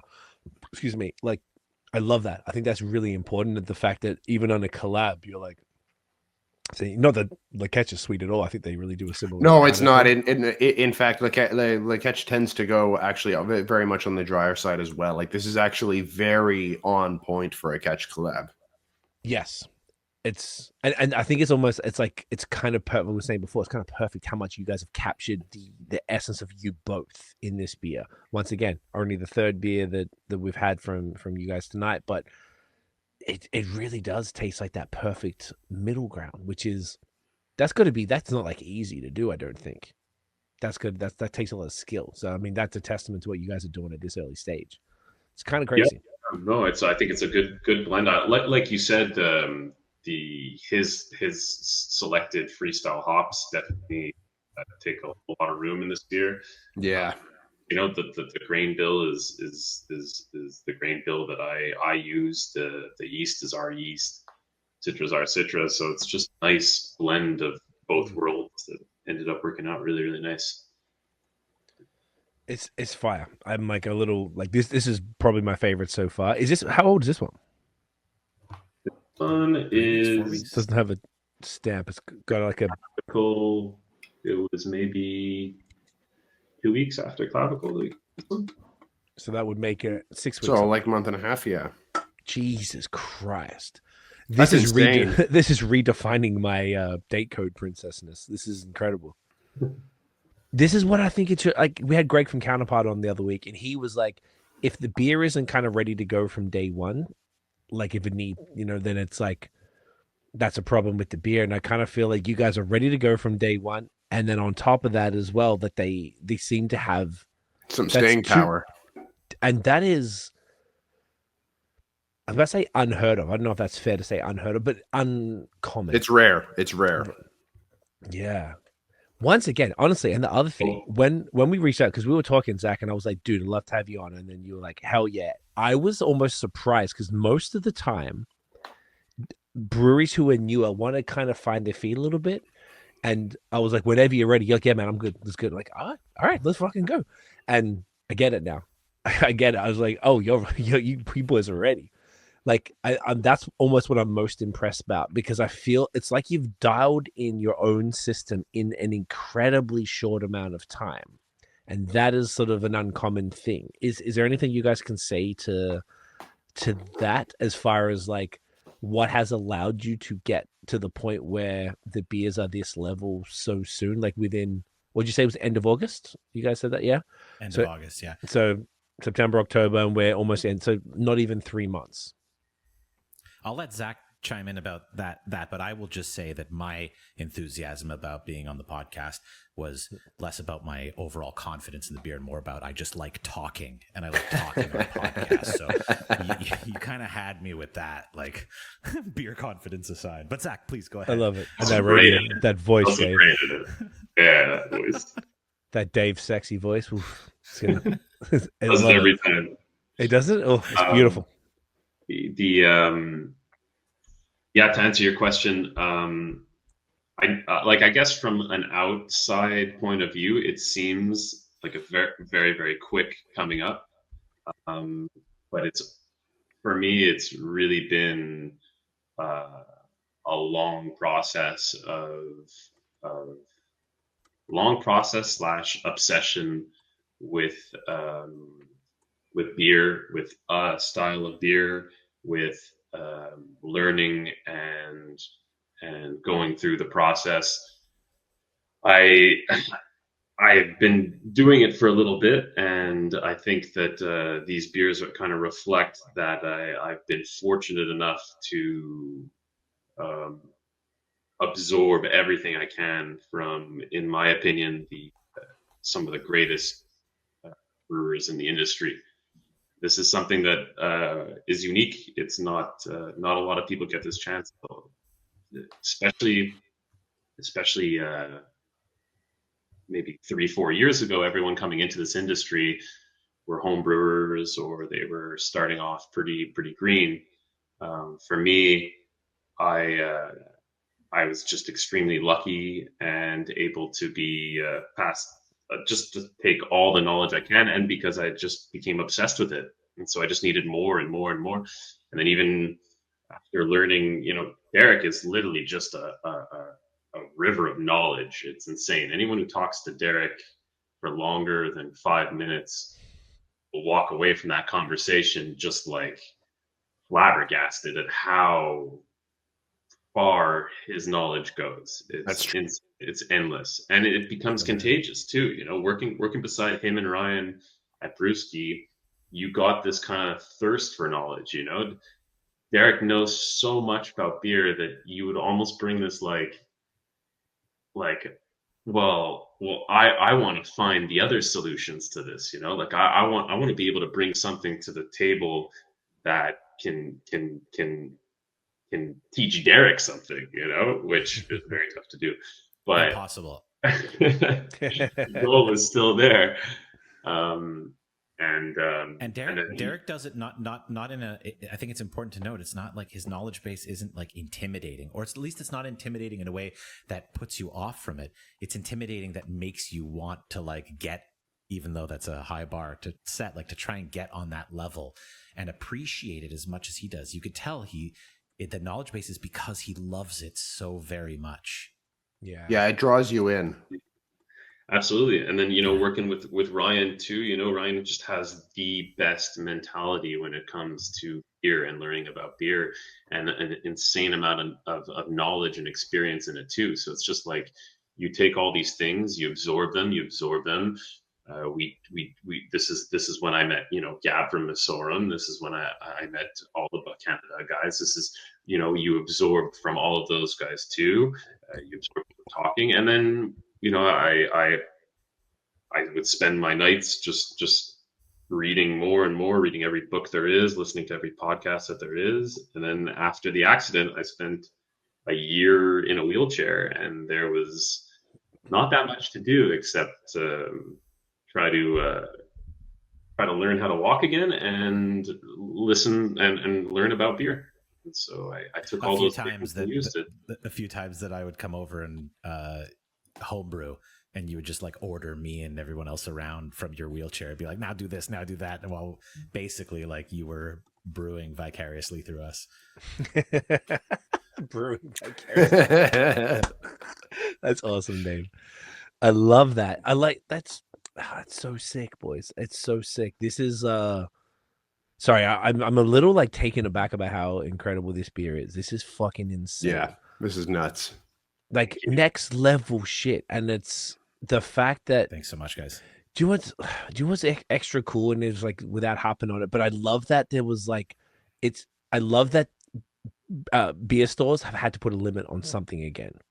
It almost felt like to the point where the best of the best, you could just get it pretty easily now. Like if you were able to get, obviously we're here in Ontario, it's not that easy to get Quebec stuff. But if I lived in Montreal for 10 years. So if I was there, I know I could go to La Canette, which I went to regularly. Kevin's a friend, and to be able to get a lot of stuff. And things stopped becoming difficult to get after the last couple of years. And whether obviously there's a number of factors involved there. So it's almost renewing our faith in like the power of this kind of style and the passion of craft beer consumers that thing. And obviously there's a small batch size plays into it as well, but still like the fact that it's like difficult or like not the easiest to, if I want a 4-pack of everything or whatever, you're probably best to go to Dunham to go and to do all of that. But if you just want to get some singles, like, you know, you might have a little bit of a struggle to locate that, or you got to keep an eye on social to your favorite store, you know, shouts to Marty, he's a champion, or Kev or whatever,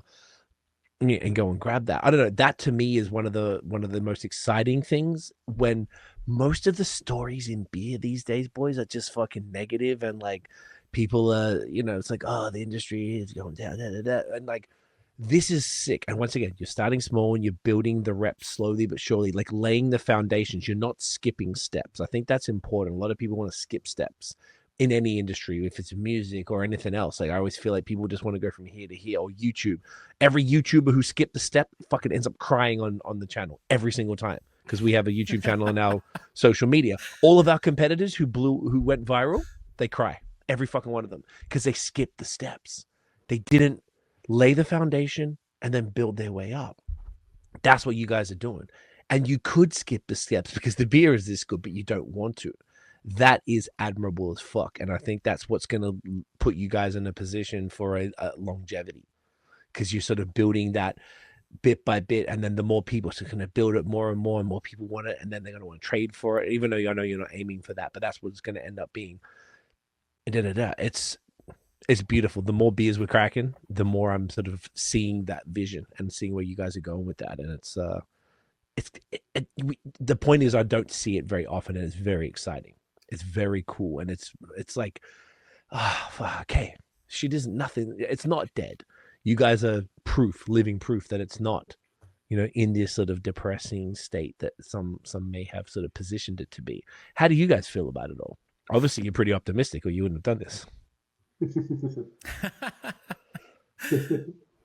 Well, I think that there was a certain part of it was also driven a little bit by fear. Like, okay, yeah, there was a lot of fear and uncertainty surrounding the industry and surrounding how things were, and as you said, how other people were talking about it.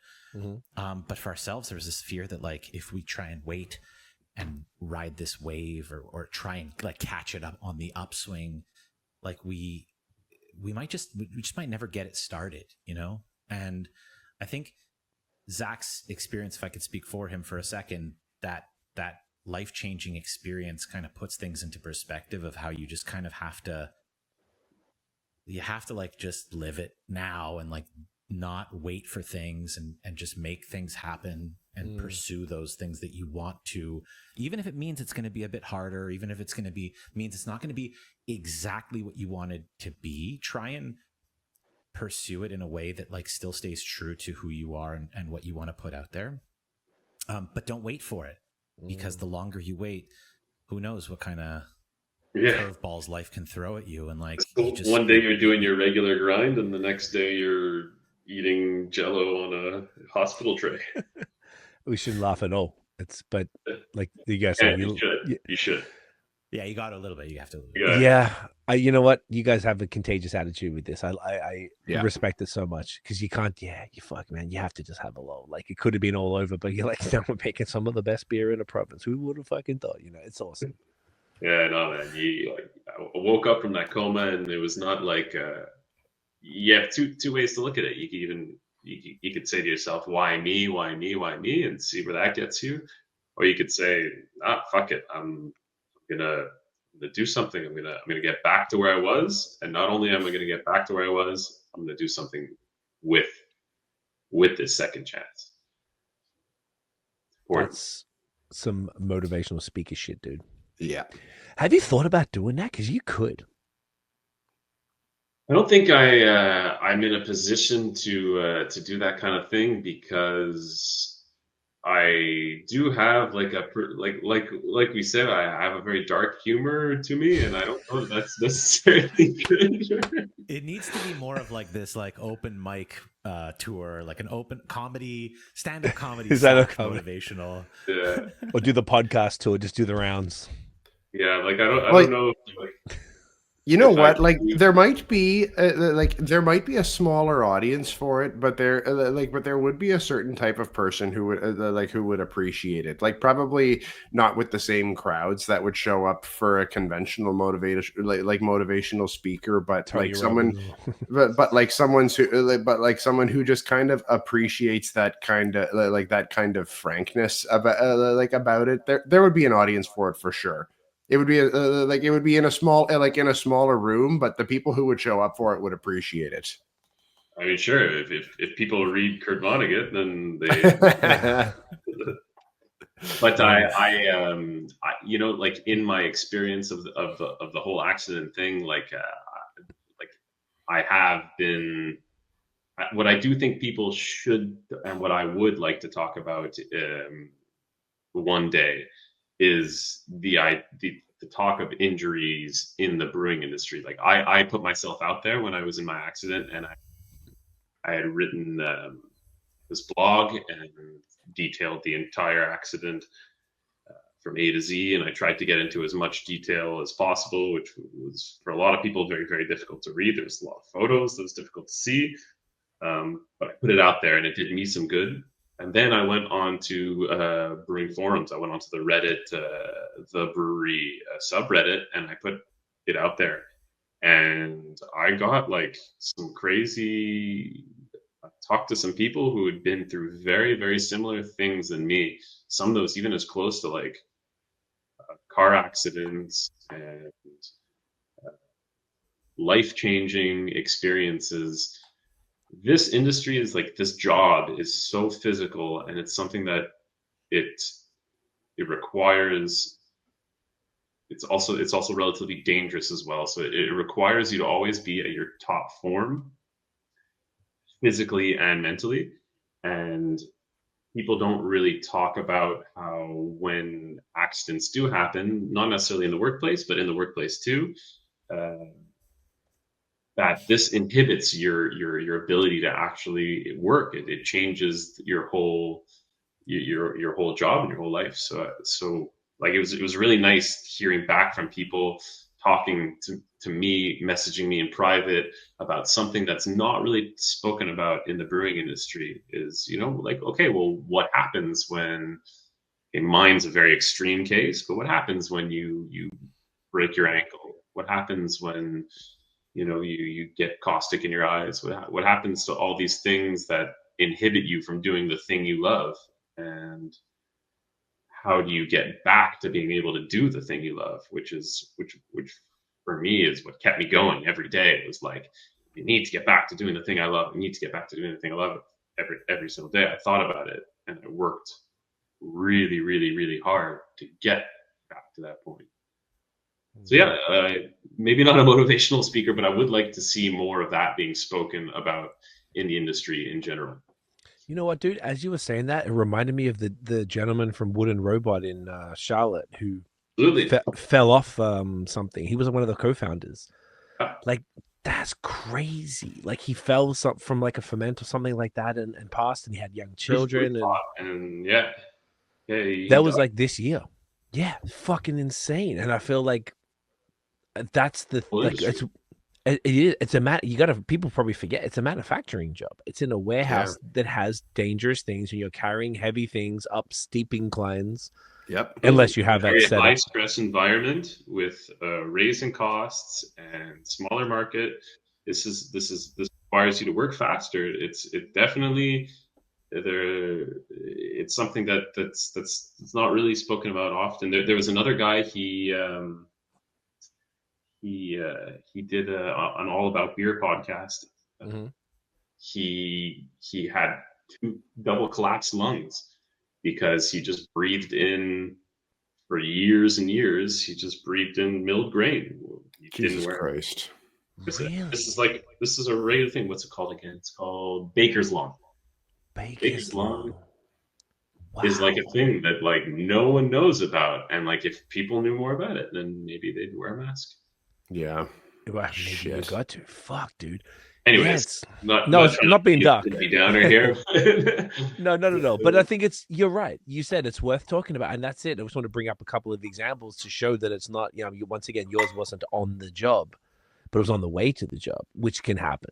And then, there's tiredness, and then could it happen on the way back? It also could be pitch black, and also could have black ice, and you could be tired as shit because you did 16 hours lifting 50-pound malt bags up 20 steps on the ladder and if they don't have the mill thing.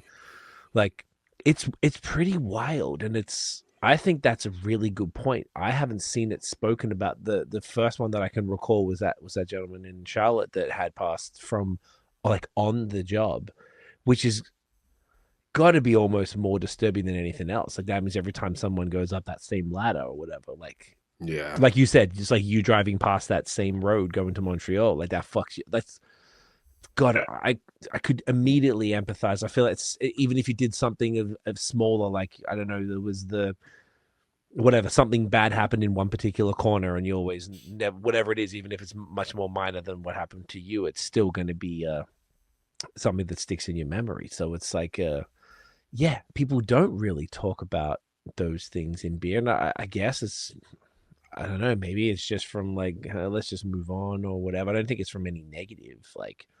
No, I don't think so either. I think it's just not a part of the general topics. We like to turn it light and laugh at it. Yeah. By doing that, we're also talking about it. That's really, really important. That's a great framing. That's a good thing about you guys, to be able to just be joking. And also, I think it's like cool that you're brothers, that like you have that relationship where, like, if it was just your mate, it's different. When it's your brother, like, if I have a younger brother, and we do some stuff together as well, so it's sort of like, when you're working with that, it's a little easier, I think, maybe to like laugh. Like, look what happened. You can sort of fuck around eventually, and the jokes we all make, and how we don't, like, we go right for the jugular first opportunity we have. Problematic, I bet. I love it. I'm here for it. Well, Dave's one of the few that can actually like, I don't remember anything when I was in the coma, but they actually have real memories. And when I woke up from the coma, the stupid shit, drug-induced things that I said, like to throw up my face every now and then. I hope there's. I wasn't nice to my mom. I wasn't nice to my mom when I woke up. I mean, I imagine that you've seen those videos where people come out of, like, even just not a 4-day coma. Yeah, the dentist one. That guy was saying Dubai was lit. That little kid, he was all like fucked up. That was funny. That came up in my Facebook memories the other day. I'm like, yeah, that's hilarious. You've never been to Dubai, you little fuck. Like, no chance. No chance, Jeremy. Yeah, it's I think you guys' attitude is cool towards it, but also, like, this, it's almost like taking your ethos and speaking about it is an incredible net positive for for the industry. And look, obviously right now that clearly isn't the priority, but I imagine that as the brewery goes on and ages and becomes more successful and you grow and you find your, whether, excuse me, like your own experience that sort of you guys were talking about with the tap room, and you're able to kind of control that a bit more, and maybe time frees up a bit, then perhaps that's something that could be just even if it's like talking at the different conferences like the AMBQ or the OCB here in Ontario, or the fucking what's it called, CBC in the States and stuff like that, and be like, look, we went through all of this and then we started this brewery, and then here we are, look at this, and now we're naming everything after the industries, injuries, so aren't we ridiculous? It's, I don't know. It's sort of like serious, but also like, I don't know, like casual and funny, and just like the absurdity of life and how like fragile it all is, and all that. I think to your point a bit as well, like the way we name things is like nowadays it's almost like authenticity is rewarded, not just beer, in any industry.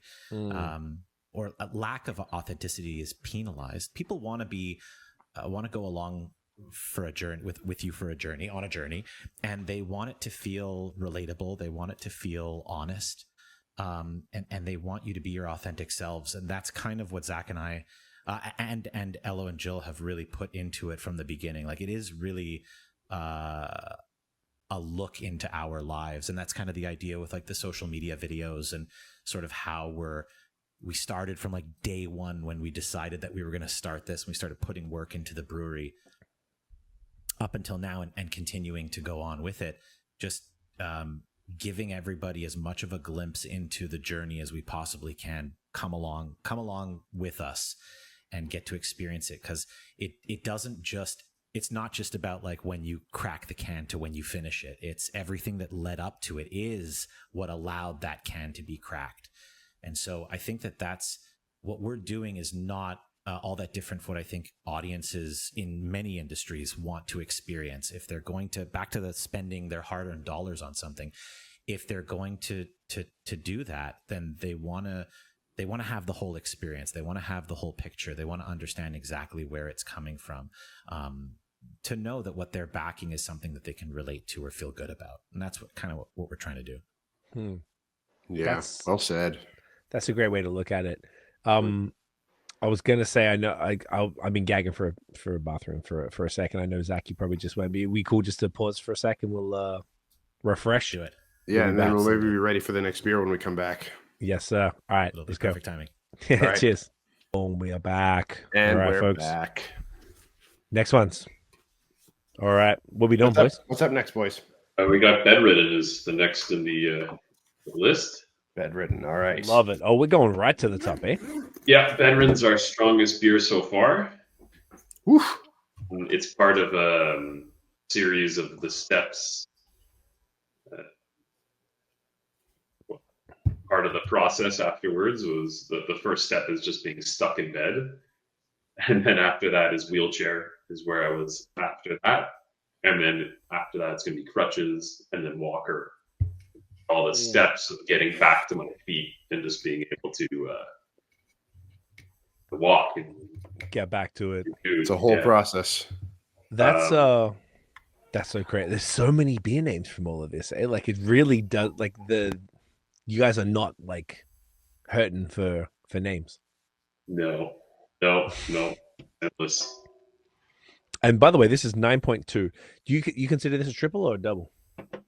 This is an extra hoppy ale, which is not to be confused with the last beer you tried, which is an extra hoppy ale. It does. It says that on the can. Oh, Zachariah. I love it.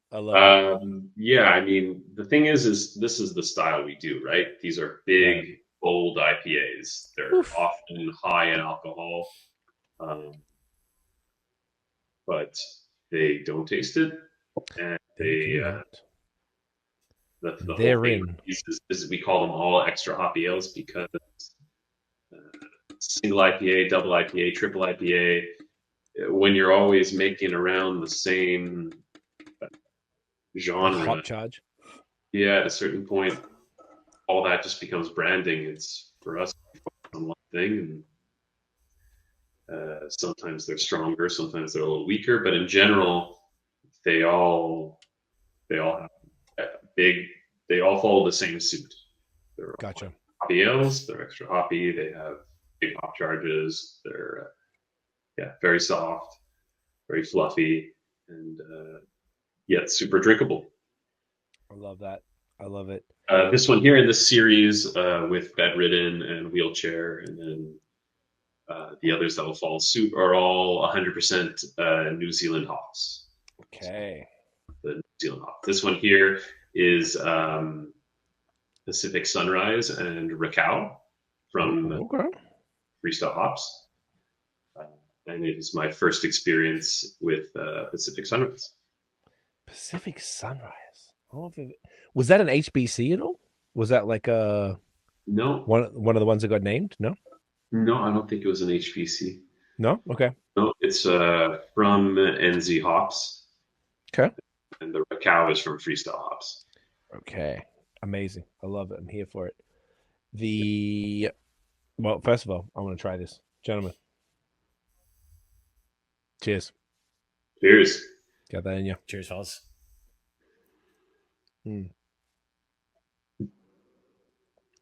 Glorious. I almost like the first sip. It tasted a little more intense than I guess the last one was 8.4. So this is 9.2, and the other one was 8.8. Do you guys get any more? Am I just once again first sip? I don't really trust it. I wait to have a few. Is this a little not burny alcohol, but like a little punchier? Do you notice the difference between this and the other guys? I mean, it's only 0.4% more than Clavicle, so it's really not that crazy from what we've just had. Yeah. I mean, I wouldn't say that it's I wouldn't say that it's definitely a step more intense than Jaws of Life. But also this one is fresher than Clavicle by a lot. That is a good point.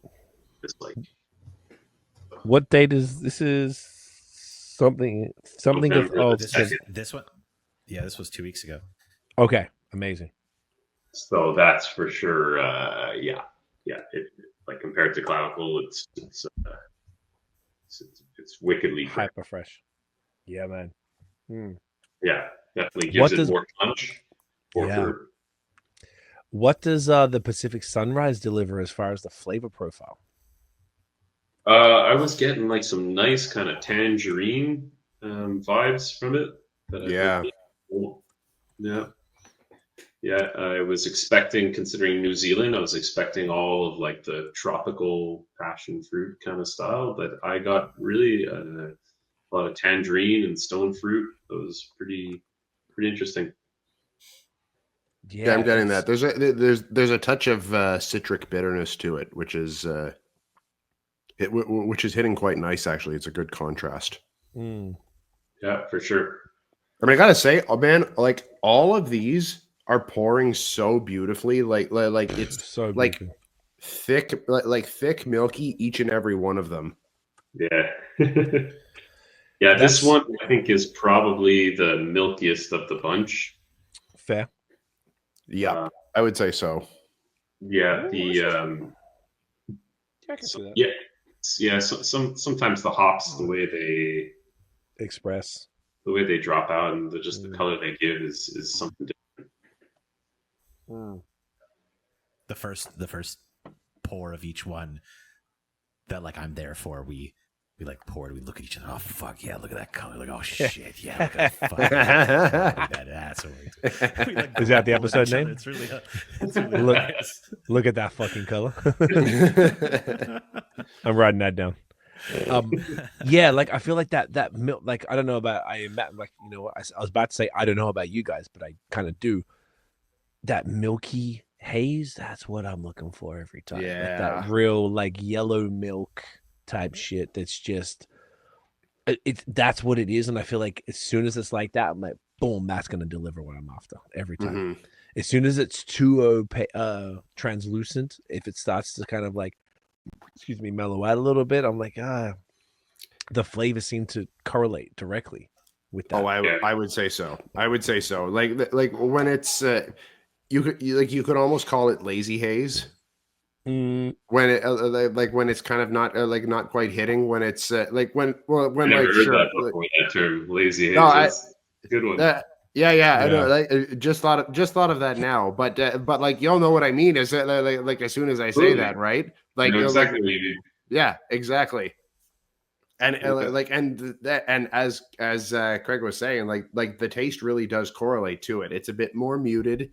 It's like it's more mellow. It just doesn't quite pop the same. yeah, it's you guys go. You guys can talk. Yeah, to it. no, I know what you mean. I would like to see. I think that there's a missing indicator on certain hops that needs to happen in the next couple of years, which I'd really like to see. Uh, if anyone from hop companies are listening, this would be really good. Is a polyphenol indicator for us to know kind of where these hops lead us in terms of polyphenol protein binding. If we can have ones that have higher than others and see the ones that get milky white, is because they're creating this kind of milky haze. I'd love to have that indicator on the package. I'd love to know based which lot gives us the most. It's not always a good thing. It can be a bad thing. You know, Galaxy often can turn your beer into a milky haze, but will also burn your throat. Doesn't Always a good thing. I feel like the latest batches of Galaxy. I think Nate might have. I know his son is. Might be this one. Might be why he dipped off there. But Galaxy has been like hit or miss for a bit of a while. And Troy from Badlands, we're just talking about him off air. He was saying recently. I don't know how to define recently. Maybe in the last 3 to 6 months, it's started to have kicked back into gear and being a bit better, because there was a period of time where it's exactly what you're talking about, man. You have Galaxy and it's undrinkable almost. Like it was you know what's funny? You guys were talking about the guys who bought the keg and they didn't realize. In 2018 we did a collab, which is one of these ones here with Sawdust City, and 8.5% double IPA, most all Aussie hops. So it was Galaxy, Vic Secret, and Ella, if I'm recalling correctly, with mostly Galaxy. When people were like basically vomiting at the launch party because they had no idea. The friends that we gained, they had no clue that it was that hectic. And I'd brought that. I was going to Australia like 2 days after. And that was I think our first major like canned collab. So I brought a bunch to Australia and gave it to people, and not all of them were ready for it. And I had one friend tell me they drank it like a year and a half, 2 years later, and it was fine. And the level of hop burn in that Galaxy was so crazy. It was before Soda City had kind of like really dialed in their haze, so they were. This was the biggest beer they'd ever done, so they sort of it was so great, but it was so intense. And every time I'd had Galaxy since then, I always felt it was so intense to that exact Those three point. hops are very, very intense. And then, Tough. and then New Zealand kind of took over. Yeah, there's something. Also, the high oil content on all those ones have very, very intense hops. Dial them down. But yeah, I think I've heard that too. I think the newer Galaxies a little more subdued. Yeah, subdued is probably it, but more a little peachy, a little stone fruity, from what I understand. Like it sounds like it's kind of back in action, but I also feel like you've got to be a little restrained with it and not just throw it at go crazy, because it can still kind of be that overwhelming. For sure, but like if you look at the oil content of those hops, they're higher than anything you dry hop with. It's insane. Really? When you say oil, is that the alpha acids or is that a different thing? No. It's essential. Different. Like it's like total oils. It's okay. It's not considering what happens when they get iced or when they get boiled. It's like literally just when you dry hop with it, oils go into your beer, and is just very, very high. A lot of those oils you need to make great beer, but I have no data to back this up. But I assume when some of these are so high that there's good and bad, you know. You get some of that bad. So you get in like a little bit, you get like, oh, okay, this Galaxy's got like that kind of pineapple, it's nice. And then on the other hand, you're like, okay, now there's like kind of a bit of a peanutty weird thing when it's too much. It's a tricky one. It's a tricky one. Yeah, it seems to be such an interesting hop, and I almost feel like that trickiness is why the New Zealand hops kind of took over, because I feel like they're probably a lot easier to work with, and they're like, you can't go wrong. You got some freestyle New Zealand stuff, like. I would not say I would not say it's true that you can't go wrong. Like Rawaka can be a funny one. We've had that convo a few times. You're right. We have and I feel funny about Rawaka. It can make some really good haze, but like it can also go really weird on some of them. Like it can go hyper vegetal. When it's used in too high proportions, and like it is just. It varies so wildly from beer to beer. It's just wild. Yeah. Have you guys had that experience with Rawaka as well? Like, is it a bit like depending on which beer it is and sort of how you're using it, or is it sort of? Well, I use Rawaka like I had put in the Coma. I use it kind of sparingly because of that exact reason. Because it's sometimes it's so overpowering. Yeah, it's funny because you were talking about alpha acids, but Rawaka is like the lowest of alpha acids. It's like almost in the same boat as Saz, which is very, very low in alpha. But it has such a pungent. I don't remember what the total oils are in it anymore, but it does have a very, very intense aspect to it that you put. I find it could take over very, very quickly. So I don't go heavy into Rawaka beers. I love Rawaka, but I won't. It won't be the star on my show. It's not like a Citra where it creates a beautiful backbone and then you layer things on top of it. If you do that with Rawaka, I just find that it becomes more one note. That makes a lot of sense. Right. Do you know what's really interesting is that I was on Reddit, funnily enough, like the other day. I saw someone. I set up like a BAOS account on Reddit and been posting on the Toronto craft beer thing. And I saw someone else on like the regular craft beer. I'm just trying to pull it up now so I can find out what hop it was. And someone was like, "What's your favorite hop?" And I was like, "All right, let me just post that just to get some engagement going and shit." And then someone posted that their favorite hop is called, it's like Vital, Vital. Have you heard of that? Nope. No, I've not. They said Vital, and I was like, "What's the deal?" And it's a Czech hop. Apparently, it was a pharmaceutical grade hop bred for Xano. I don't know, some sort of word that looks like a fucking a pharmaceutical word. It turns out that it boosts the linalool content to above 1% essential oil, which is why I'm bringing it up, because you just said essential oils, which is unheard of. So it says practically potpourri and melon. So apparently this hop has those essential oils, and this was today. So I hadn't heard.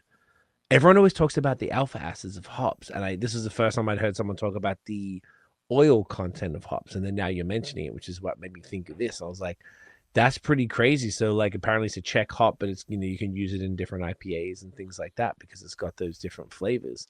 That's fascinating that there's like that oil content of hops.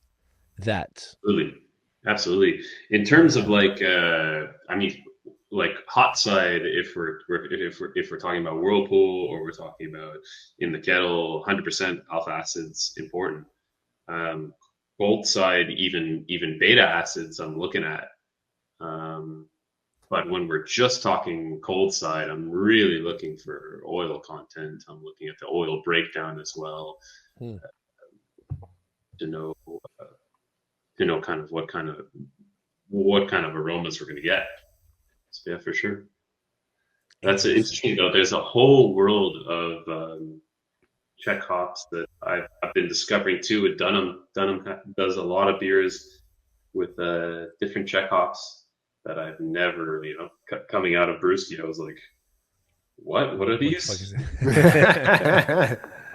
That's actually this one's like lavender, and this one's like I'm like okay, this doesn't work in our style of beer, but no, it's very interesting, man. Like, it's a whole other world, and there's probably ones that meet the two too. Like there's probably something out there that I would love to discover that can fit both as well. That's fascinating. So then an interesting question there is, what is the difference between what you learned at Brewski and then what you learned at Dunham, and how that impacted what you boys are doing at Bad Bones? Oh, wow. I mean, so Brewski, I learned a lot about everything involving experimentation. Okay. Everything that involved almost analytical data is what we were about at Brewski, is taking a beer and breaking it down and kind of figuring out how to alter the beer and change the beer into exactly what it is that would make the beer better. Brewski's a lot of experiments, a lot of things that are like that's what I mean when I say Derek's a river of knowledge. Is like every beer we would learn something. Dunham was very different. Dunham is more about consistency and creating the same product and making things that people rely on being the same, because they may have different hops in them sometimes, they may have different aspects to them sometimes, but in general the water stays relatively similar. Everything stays as something that you can come back to and can always count on. Those are two very different brewing styles. And how that relates to us is I think the best of the best of both worlds is us. We're super big on experimenting on hops, and we're super big on creating the best product we possibly can. We will never ever stop changing the beer to be the best it could possibly be. But at the same time, I am huge on consistency.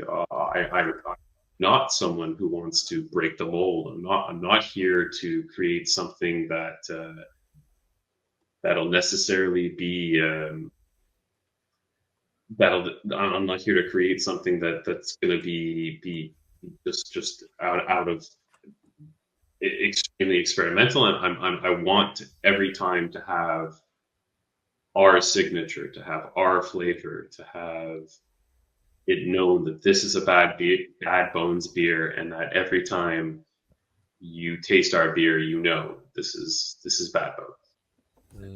Quality that we can count on. Totally. Okay. I love that. That's really what you want though, right? And I feel like the best haze makers, since we're just keeping it in the style, like you can drink their beer and you're like, oh, that is that brewery's beer. You can tell there's some sort of a signature. And now we're 4 beers in.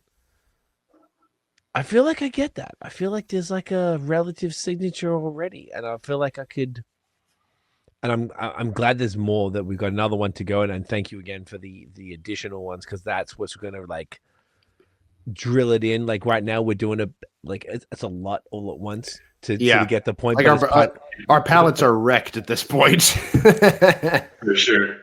If they weren't, I wouldn't have been doing my job. Oh yeah, they're mashed the fuck up. But I feel like I'm still picking out flavors. We're still going on, but it's like a whirlwind of like conversation and sort of understanding of what's going on. And then as time goes on and you have like one Bad Bones beer amongst other beers in the evening, then it'll be like, oh, that stands out now. Yeah. Not that it's not standing out right now, but you'll be able to pick out those individual elements that make it special. Not once again, not that we can't right now, but it's more amplified when you have a crispy and then a West Coast IPA and then you have a Bad Bones beer, then you have something else, and sort of in those typical drinking sessions. I plan to do that all weekend and just sort of like really soak it up and just sort of like really try and like get that perspective on it, and as opposed to right now, which is sort of like a quick education in like, all right. I'm really looking forward to having a can of Bedridden, like with a fresh palate after having had like nothing more than than a lager earlier on, that'll be like to have a really fresh take on it. That's going to be a real treat, I think. Yeah, this is special. Yeah, for sure. That said, though, even even for Hazy's in, like, this is tasting phenomenal. Thank you. Yeah, I appreciate it. Yeah, thanks. Me too. I get home and I take one of ours, and then I'll go for something. I'll do a lager or something, and then I'll come back. Break it up. Yeah, for sure. Yeah, it's one thing I feel like the haze deserves that palate break. It does. Yeah. And I know, once again, the podcasts are extreme by nature. Is that the point of it is we're supposed to like, pound a whole bunch of beers in a very short amount of time to get the idea, but also to show people what the products are about and to talk about it. And then it's sort of like, all right, well then after the fact, then you can sort of soak it up. And it's interesting it's great to hear that you guys do the same thing, and just to like, definitely. Yeah. These styles are very like just intense by nature. Yeah, but that said, though, you get palate fatigue not even just with hoppy beers, like a couple of months back, or even just a month or so back, like Craig and I did a podcast focused entirely on Oktoberfest beers, and we were finding even like halfway through that one we were getting overwhelmed with it. Like if you do too much, if you drill down too much on any style, you will get palate fatigue from it. So like it's not just intense hops that does that to you. That's a good point. We did 9 fest beers in a row. Fucking don't do that. It's too much. It's not the best way to experience them. It's wasn't not the best way to experience them. And last year, I think we did the same. I think we did 10 pumpkin beers, which is even worse. Yes. Fest, holy crap, man. We just went to are doing one for the team. A lot of that did not go in our stomachs, but you did your best. And you know what? We do the work so that everyone else doesn't have to. Definitely take a silent soldiers. That's what we're the here next for. day, you're just like getting clove and vanilla. You're just like... Even the fest beers, I couldn't drink one for like 2 weeks, and fest beers were like my favorite shit. And doing 9 of them in a row was so intense. I didn't expect. I was like, it'd be sick. It's gonna be awesome. It was not awesome. I feel like everything is moderation. That said, though, how fucking good was Paulaner, though? Yeah. Then you had Paulaner and the Hofbrau, like the German bangers, and they kind of stood out. Like all the other versions were awesome, but then you're like, oh, this is what this is what it's supposed to be. This is what it's supposed to be. Exactly. So it's sort of like, I feel like that's with anything. Typically, the interesting thing for us when we did we're talking off air about the Third Moon Boys, when we did that ridiculous pod, the 5-hour one, what they did was, and it surprised us, was like, it was like crispy haze type of thing, like the whole way through. Crispy haze. Yeah. And I was like, that's not what I anticipated this was going to be. And they said they always separate their haze with. Yeah, that's what Chris said. Is that like he never does 2 hop forward beers in a row. Yeah, I appreciate that. That's a bit. Yeah. I try to put a palate cleanser in between the two for sure. I always come back to a haze, but I'll do something else in between. Yeah. No, that's smart. Could be a lager, could be a sour, Westie? could be Westies are good. Yeah. There's something to that. There's something to that. Definitely. Yeah, I started like shaping my evenings differently after that pod. I was like, oh, okay, this is how you got to do it. Like, it makes a lot more sense. And these beers, obviously, we're doing a lot of high ABV intense beers back to back to back. But I don't know. It's also kind of fun doing this too, because this is an experiment. Absolutely. How was it for you, Dave, as far as like drinking all these beers? Like, it's back to that journey, you know, like tonight doing it. Like I haven't had a clavicle. This was like the one I was hanging on to. Haven't had it since the beginning. So getting to revisit that and then go through and like see our own journey. I haven't done it like that. What at all? Like not even At all. since it just haven't done it at all. So it's a fun way to experience our own products. Usually when we're like initially tasting something, it's like, you know, we're cracking a couple and like we're like going like one or two back to back, but not like five. and that's it, and not different ones. You know, like we kind of stick with the same one and really get to know. At least that's the way I've been doing it. Is like really get to know that product. Maybe compare it to like the previous one that we just released, but to do it like this in a full journey is nice. I like that. I think it's like, yeah, do you know what? A lot of times when we have the pods, the breweries, the guests are like, oh, I never really drink my beers like this before. This is actually kind of fun to kind of drink through, because like me and Nate are excited, and they're like, all right, cool. And they can experience it through our excitement, but also like get to drink it themselves. Like, oh fuck, like I'm doing some great shit, because you know there's a lot of great breweries on some amazing stuff. And I think brewery, like the nature of the industry is it's head down, just kind of work, and you maybe not like taking that breath. Obviously you guys have got, you know, these little collabs coming up where you get to take a bit of a breath, but even just once again, it's only been 3 months, but still it's an intense 3 months. And just to sort of like, yeah, all right, this is working, this is nice. And I think that's helpful for a business, like to just like definitely just to double down on what you asked me a second ago. Like I've had, you know, the opportunity to like have a few like friends or others around that have tried our beer at the same time, like have it together and get their honest reaction. But you guys are like veterans in the space, and like your palates are very attuned to like what you're looking for. You know, it's to get that immediate feedback. This is a special treat, something that I haven't yet experienced. So it's nice to get that. Thanks, man. I'm glad to hear that. This is god tier shit. Like absolutely no boosting. I tell you off air, tell you on air. This is impeccable. Best of the best in all of the conversations with all of the people in I can't express in 3 months, because we've had people. The reason why when we spoke, Zach, I was like, hey man, whenever you guys are ready, you're like, I'm good. We're good. Let's go. I was like, oh, okay. Like that almost shocked me, because I've had other people in the past be like, hey, we're down, absolutely, but just give us a little more time. And I think it's extra cool. Not that there's anything wrong with that either. I think it's just interesting to see everybody's process, and it takes different times, and everyone's ready when they're ready.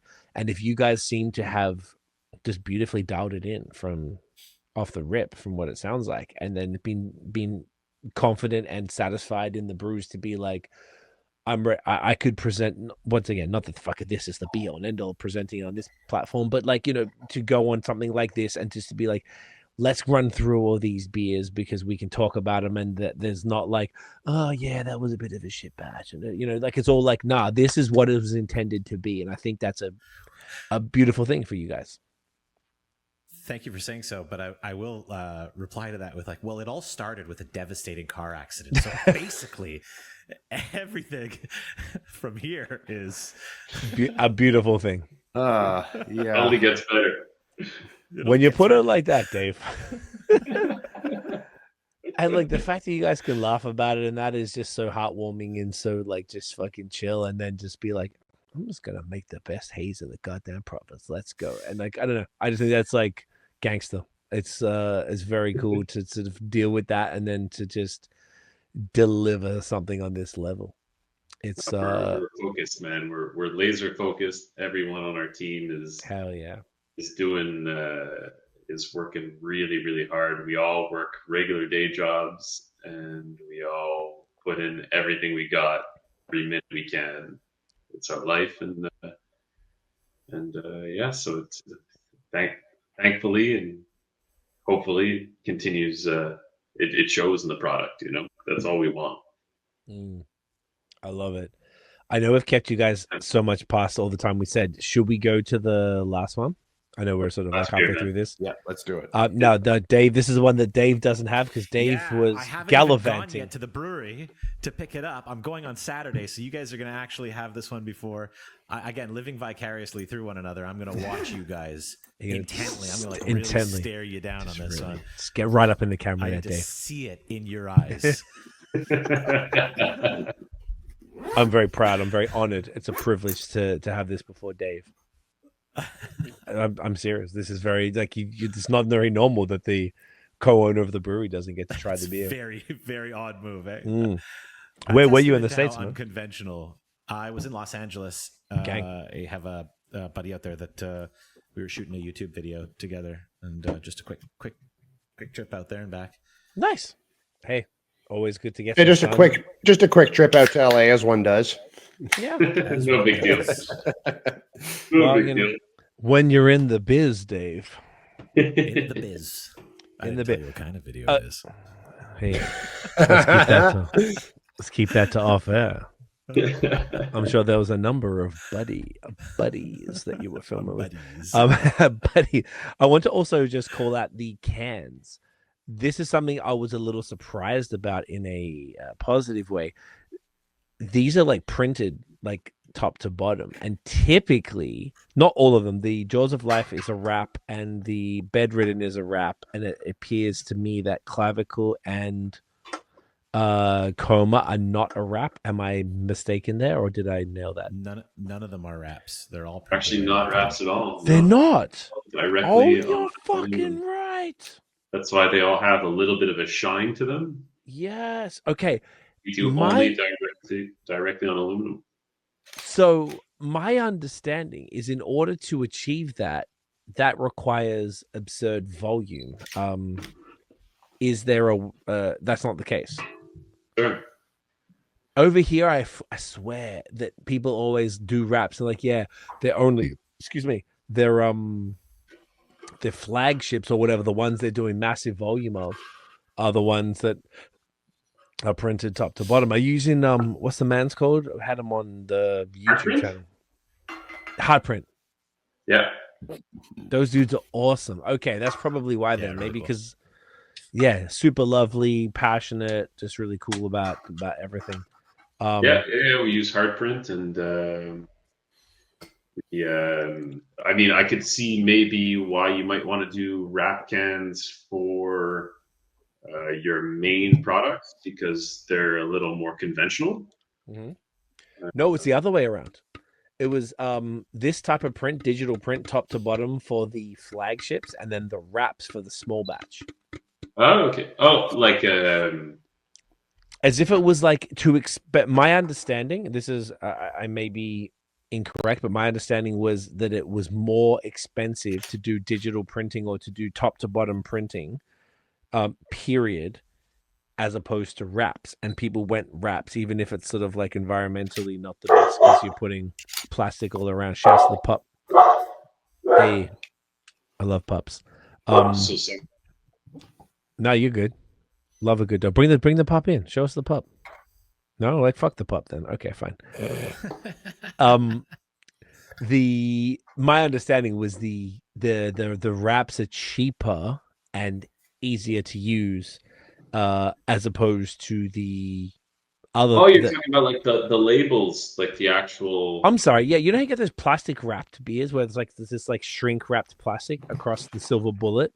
That's what I mostly see, and I was struck when I saw yours, and I was like, "Oh, this is like printed." And you're right, the Jaws looks like it's a wrap, but it's not. Yeah, that's even sicker. Even this too, pelvis, like it looks like a wrap, but it's but if you actually like run your finger over it, like I'm expecting my finger to catch on something, but there's nothing there. There's nothing to catch. Yeah. So I guess that's hot print just being awesome then. Yeah, no, it was the same price for both. We just really wanted to do lots of aluminum. We wanted to have our beers combined in a way that gave lots of that kind of almost like, you know, like a heady topper vibe with lots of aluminum. Yeah. Say less, brother. Say less. You know, but Yeah, we get it. The new age style as well that has a mix of both worlds. I love that. I just thought that was like, to me, I was like, oh, like you guys are doing volume, and then the whole time we were talking about how small the batches are. Just this because doesn't add up. this doesn't make any sense, and it kind of only really hit me at the end because I meant to bring it up earlier, and I love, and because I also, like Nate was saying, I was like, I looked at it, assumed it was plastic because that's the wrappers, that's what it always is, and then I didn't do the little fingernail check at the top. So all of these are printed, and I guess that's the beauty of a company like Heartprint that are doing affordable, like the digital printing. That just something so slick about it. It's just most people only do that for other ones. And maybe in Ontario, I don't know as much about Quebec with that, but I think they were opening an Ontario location and a Chicago location, I think. It's possible they were bought out by a company from Scotland, so there's a strong chance. Big waves very soon. Okay, you know what? That's I did a video with them, I think, when I still lived in Montreal, and that was 2 and a bit years ago. So that would have probably explained it. And it was kind of I was super impressed with everything that they do with that business, and I was like, that's pretty sick that they're able to do that and offer it at a reasonable price. They were the only ones, I think, in Canada, I think, doing it their way. So if they're bought out, it's probably just expanded even more. So that's actually a net positive for beer. So speaking of beer, let's talk about this goddamn beautiful thing, Pelvis. How's your pelvis? Is it okay? It's okay now. It's okay now. It wasn't okay. It's okay now. No, I imagine. I bet it wasn't, and I'm very happy to hear that she's back in business. This is 8.2% with I was going to ask you to show us, but I'll save you that. Save you that. That's Zach. the only X-ray I don't show. That's the if you want to subscribe to the Patreon. We're gonna have Zack and Dave showing. There's a pelvis. plug. my pelvis wasn't even injured, and I'll show you mine. Now that's the bonus content, ladies and gentlemen. That's how we Exactly. get down here. You know what I'm saying? We're delivering.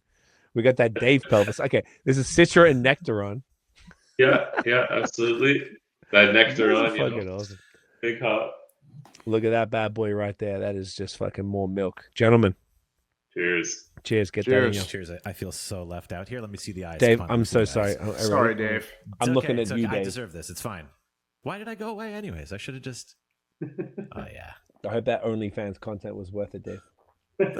I've been screen recording my own version here for the whole time. My man. I'll do an edit later. Can you got my email, right? Can you send it? Can you send I us got the my man? I want that. I don't want to have to Google at Dave OnlyFan leaks. I don't want that. I'm not trying to do that. I'm trying to get that exclusive.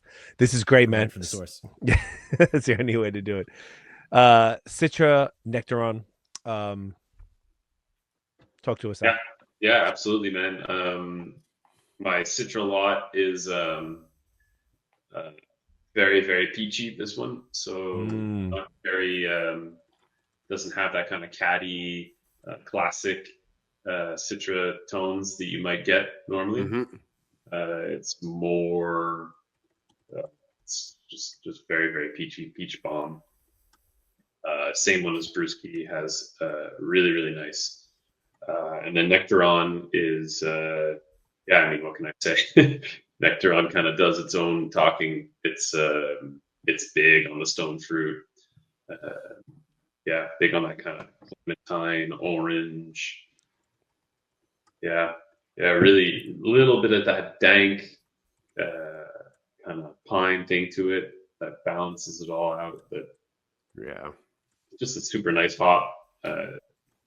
Don't always do 2 hops, but something like Nectaron kind of is powerful enough that I just do like a nice amount of Citra and then a big Nectaron hit.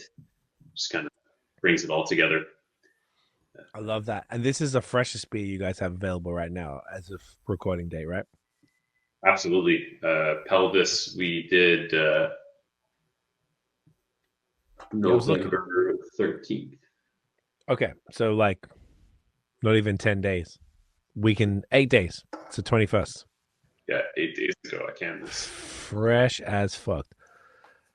That is gorgeous. Yeah, Nectaron is such a great, great hop. And Yeah. the peach is coming from the Citra or the Nectaron, do you think? Citra. Yeah. Absolutely. Okay. Big peach. So I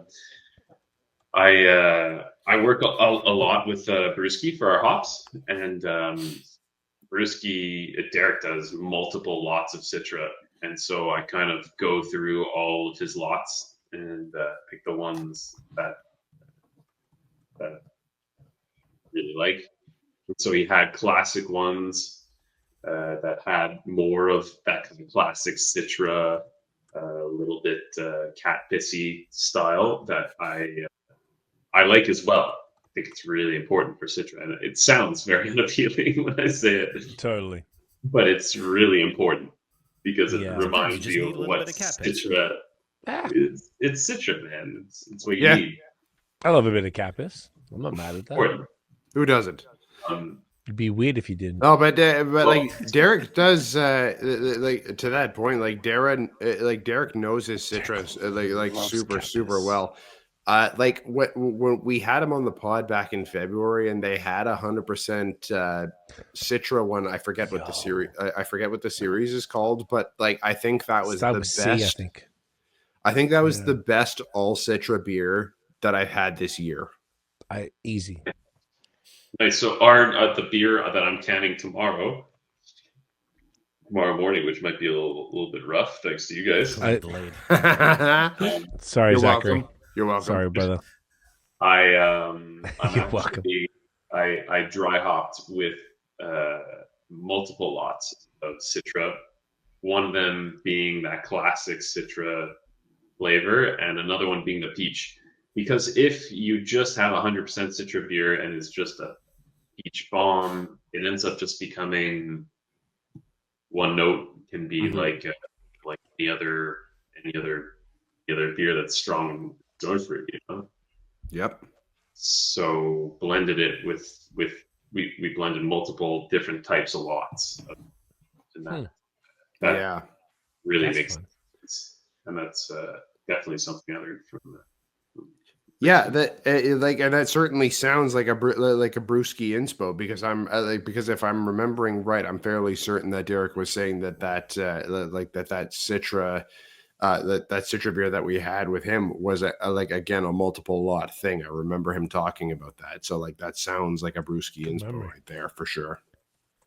Absolutely. Again, it's like the experimentation versus the kind of consistency. So Yeah. our base stays our base, our yeast stays our yeast. We get our process down, and we like to give the same kind of consistency all the time with all of these experimentations that are really important too. Really, really important to keep things fresh, to keep things interesting. And well, you know what, man? The different sources of your education are certainly paying off in this here. yeah, for sure. sure. Yeah, That was awesome. Again, It was, but lucky. well, yeah, that's a humble response. I think luck is definitely a part of life, but I also kind of, I don't know about y'all, I'm into the universe and like manifesting and like bringing sort of like attracting. I feel like that's really what you did. You sort of were in the right place at the right time. You kept sort of like attracting the right mentors to be able to end up here. Like if you really look at that, I don't know, this is where you ended up, and all of those things contributed to this. I mean, absolutely, man. Like from my incredible family that the entire time backed me up and always had sent positive vibes the whole time. Everyone took care of me, you know. Like I'm so lucky from like the basic things, from being able to recuperate from something awful because of the age I was. Like younger guy, working a job that is also very, very physical. I think if I worked a desk job, I don't think I would have gotten out of that Mm. as well, you know, if my That's an body interesting wasn't point. physical activity all the time. All of these small, little, minute puzzles all add up to create where we are today, you know. I think that's for 100%. everyone too, you know. We with this it would be easy to say that well, I'm here because I worked hard for it, or it's not that simple, you know. I'm here because a million different things fell into place as did fall into place and created a circumstance that I was able to succeed, get back to where I wanted to be, and Absolutely. where I am. What a, It's fucking crazy. it is, isn't it? And it's like it's even once again just to bring like I think it's so dope that do you know what's funny? Last night I had on the pod. There's a brewery from Indianapolis called Gugman House that I went to over the summer, and I loved it so much. I reached out to them. They were on the pod. It's twin sisters, and like a sister and her husband, the other sister and her husband. It's exactly like you were, brothers, brother and wife, brother and wife. And I've got a business with my, like I said earlier, social media agency with my girlfriend. She used it. It was her idea to do this pod 10 years ago that we're turning 10 in April, and like I have such immense respect for involving. I've worked with my brother in music forever for like 20 something years. So it's like, it's so, I just love seeing it, man.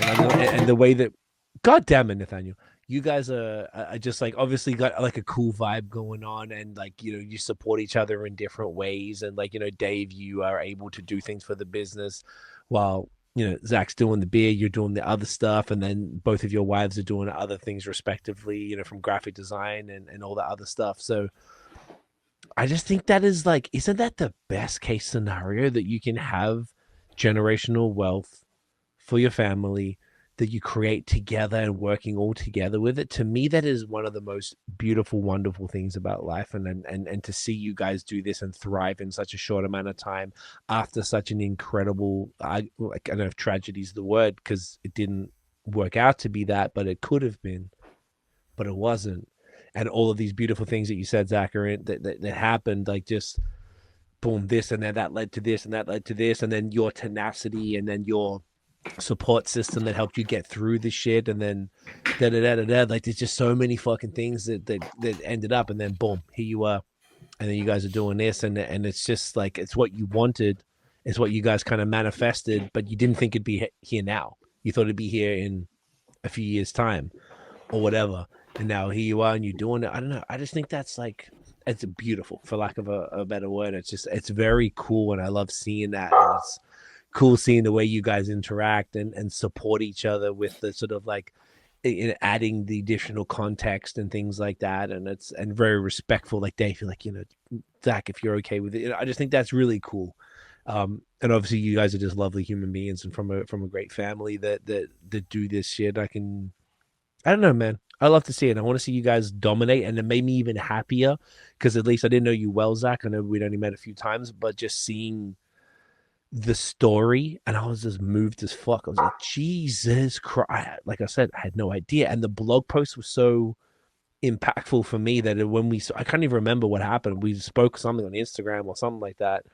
And straight away, I was like, dude, I didn't bother you from the beginning. I was just like watching. And then as soon as we spoke, I was like, please, whenever the time's right, I'd love it. And then you guys were down. I was like, this is awesome. And then to see you guys thrive this much and then have support with the folks at Dunham, who in my experience of being around them have been nothing but lovely and wonderful people as well. And clearly they're treating you guys like gold, and it's allowed you guys to have this opportunity to get started so much earlier than you could have and then thrive. And then obviously they will benefit from your success, but it doesn't feel like that would be there. And like, that's not why they're doing it. They're doing it because they think you're doing some great stuff and they believe in what you guys are doing. It's very cool to hear this whole story all put it together. I'm just really happy for you all, man. I think it's awesome. Thanks, man. I appreciate that. Yeah, it's a mix of partnerships and family and history and a story that started off real tough and continues to be tough in its own way. But we're making lemonade, man. We're making lemonade. You are Beyonce. And we're definitely incredibly lucky that like you kind of hinted at it, like we all bring a different element to the table that we complement one another. But I think something that's to both Zach and I and our other partners that we're very surprised with since the beginning is how well we all get along. And I think we all kind of give off a pretty solid positivity. We've been approaching it, even though there've been a ton of challenges since starting the brewery to where we are now, and some moments that got you questioning, like, have we made the right decisions along the way? Could we be making better decisions? Throughout all of it, we've all stayed incredibly positive and working together and fighting through those things. I think that positivity is now bleeding into all of the relationships that we've built with it. You know, like you touched on Dunham, the relationship with Dunham, the support we get from Brewski, collaborating with you guys now, like on this podcast. This is like something that we're really about, tying it back to what I said about experience, and like we're all in this in one way or another together and making it as positive and upbeat as we possibly can. I mean, shit, it's beer. Like this is a good time. This is like, it should be hard to find negatives in all of it, even if things are difficult, even if things are challenging. And I think that's something that I'm thankful to have Zach and my sister-in-law and my wife as partners in this, because we kind of have that dynamic that we get to share. I love that, dude. It's that's awesome. It's fucking awesome. Another thing I want to ask you guys about before I know we're going to bring this home because it's going to be late. Obviously, everything you guys have done so far has been just A1 level fire haze. What's your sort of plan moving forward as far as the styles? Are you looking to diversify a little bit? Like, for example, the reason I think of this is kind of, I forgot who said it, but one of you boys said, like, have a beer called Black Ice. So my guess would be that'd be a stout or something like that. Have you guys looked into, stouts, lagers, sours, etc.? One thing you should know about is we have absolutely no idea how to brew anything else other than exactly. Like we couldn't possibly. We couldn't even if we tried. Like, this is it. This is all it is. Something else besides haze? I read about it. I don't know. I thought this was it. No, I'm kidding. Well, I mean, we're definitely, our goal for the future is always going to be flavor forward beers. Okay. We do. We definitely make each experience the most that it can be. It has to be impactful. That's for sure. That being said, I love lagers. I would love nothing more than to do lager, but it has to be done right, and it has to be done in a way that that makes sense. So based on my 450 square feet little brewery that bumped my elbow into one fermenter as I turned towards the other fermenter, I don't have room to do a lager at all. Hopefully one day I could get a freaking horizontal tank suspended in the air, and I could try to do something. If we open a tap room or something else, I could offer high quality lager, because I do know how to make it, and I think it would be incredible. Would never be our core focus, but I would really, really love to be able to do it. But it has to make sense. I mean, I can't even with a 2-week turnaround on these beers, I can't even supply half of the people that reached out to us. Like we have 22 stores that we give to us. I had to turn down 15 more that reached out to us. And it's like, that's sad for me. It's like a tough thing to swallow, because these are not people that I reached out to and I said, well, yeah, it is money, but it's not really just about that. It's like these are not people that I reached out to and said, hey, you want to buy our beer? These are like people that actually care enough hear about some dude who broke all his bones and now makes beer and happens to make a pretty good hazy IPA, and they're like, I want in on that. And so they're reaching out to us to do that, and I can't supply that. So it's tough for me to put something into a tank 6 to 8 weeks, lager it like it should be, Yeah. And be able to put that back. I think our goal before that would be to give to more people who we've turned down before we do anything like that. But yes, absolutely, big stouts, lagers would be our next goal. That's our thing. I think your priorities make a lot of sense. Agreed. So it's so barely lagers, haze, and stouts would be like the ultimate kind of goal for you guys as far as the offerings.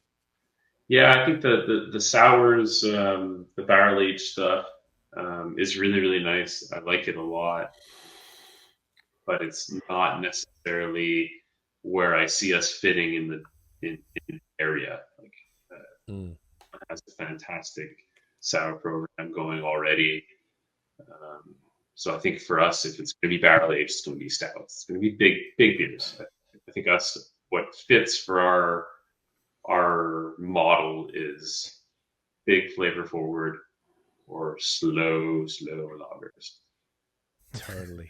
That makes complete sense. I wouldn't expect anything else but like a 15% stout in a bottle that's been aged for 36 months type shit. Yeah. Yeah.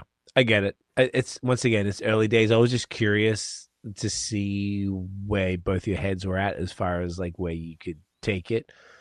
But I think that's a great way to do it. And that comes back to what you boys have both been saying from the whole pod, was really like slow beginnings, keep this thing going, build this foundation in a true, authentic way without rushing and skipping steps, which once again, I think is extraordinarily important.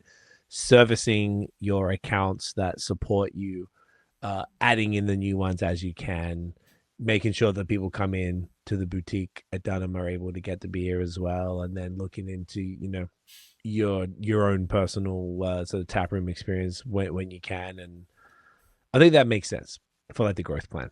It's very cool. Yeah. I love it. That's how I think that's how we see it. Timing really seems to be a big part of our whole story.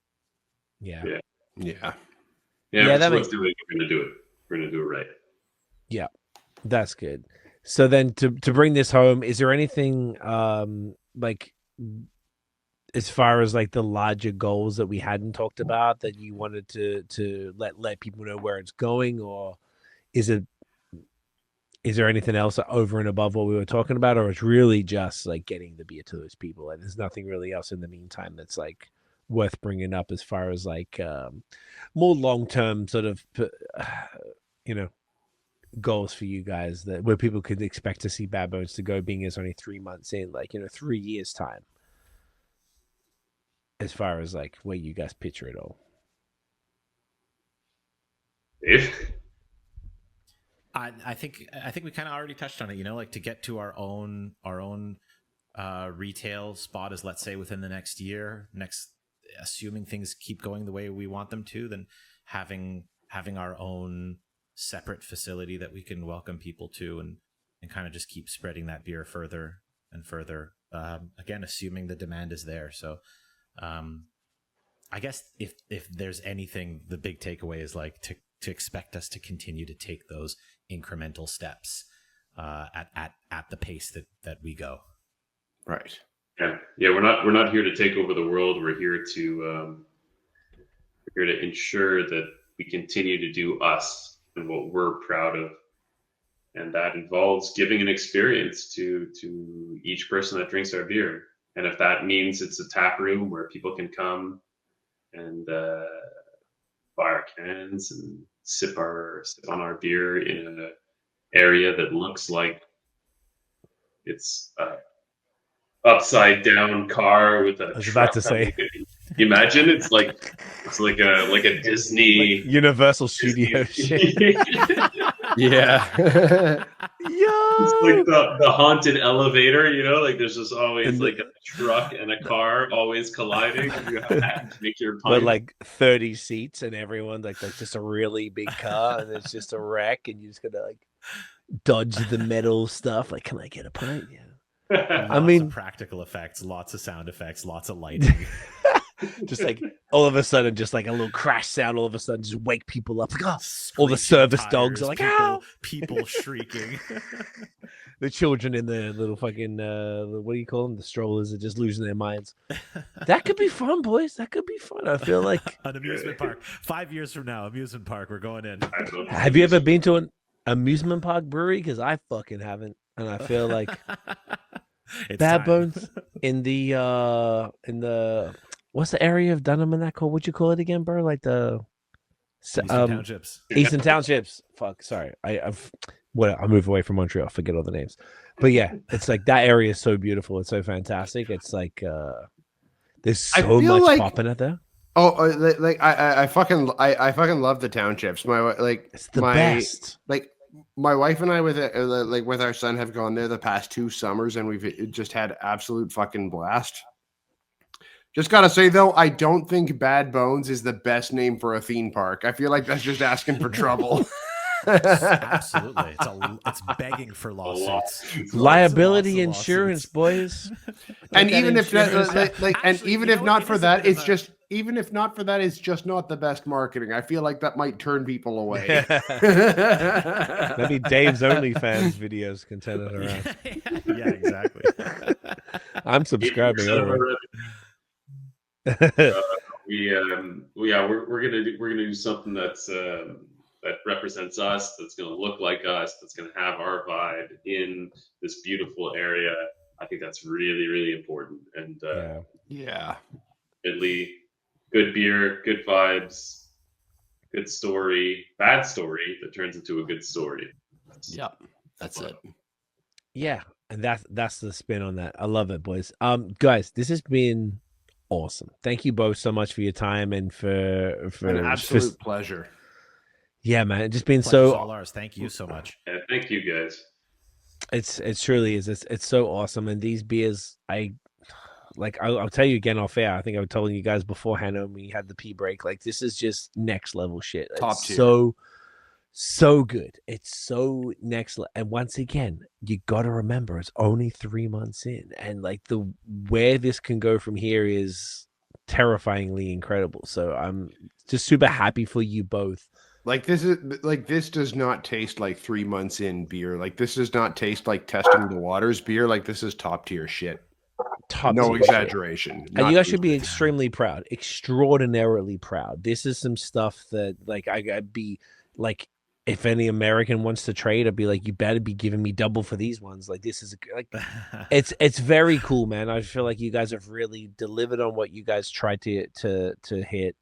You did the work, you put the groundwork in, and then you got your family together and making this wonderful business, and have these great partners in Dunham and stuff. And I just think it's awesome, and I appreciate you guys taking the time to tell the story here on the platform and let people know what's going on. And I'm just excited for you guys for the future, man. This is, I don't know, in a world that's everything's weird and fucked up. It's just like, particularly in the beer world specifically, isn't this is sick. This just feels like hope and like, all right, man, like what, a newer brewery doing impeccable haze can really have this bright future. And I'm super excited for you guys, and the way you're approaching it I think is the right way, and you got your head screwed on, you got the team in place, and it's kind of like the most perfect situation. So we should definitely do this again next year and see where it's at in a year's time.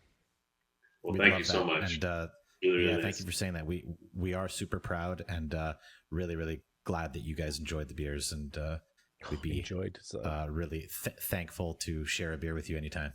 Oh man, Yeah, absolutely. Anytime whatsoever. Tomorrow we're canning the 100% extra hoppy ale, 8%. After that, we have a wheelchair coming out, which is all free hops, Motueka and Kohia, Nelson. only big, powerful stuff coming. I really appreciate you guys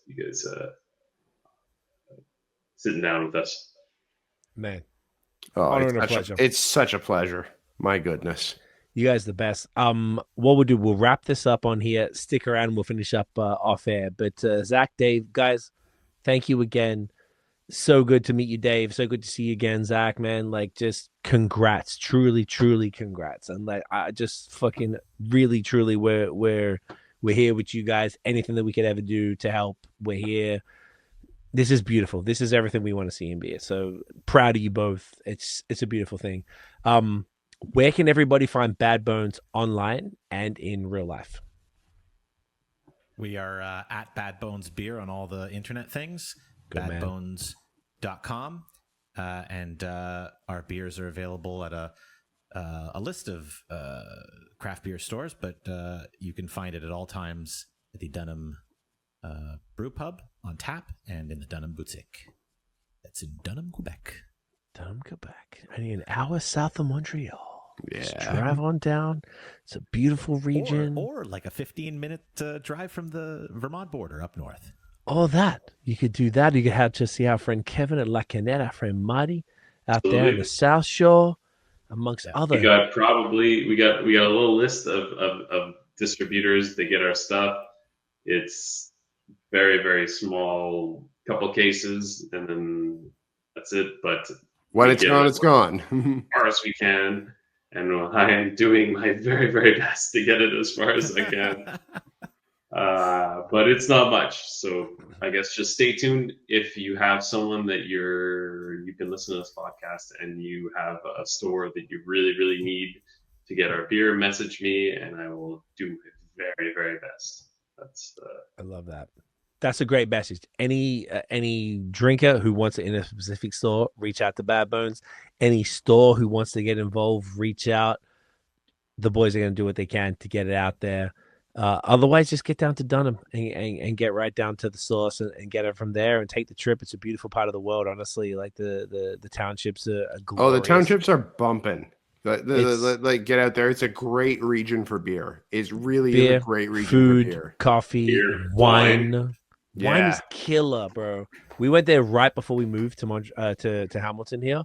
Like literally days, we got our dog on the way. We went to Sutton for like a week, and then we came out here and just exploring Sutton out there, and then to Dunham and Knowlton and the wineries. I was like, we're right on the Route des Vins, and perfect. 10 minutes from us is Joy Hill, who just opened their own tasting room, first time ever. Okay. They actually now have, before Joy Hill, it was extremely rare. You could only get it at bottle shops. Now you could actually have a tasting room, and it's one of the best wines that exist, in my opinion. There's also Vin de l'Espiègle, which doesn't have a tasting room, but is like us, very small, limited batch. We're in an area that has very high quality wine and beer.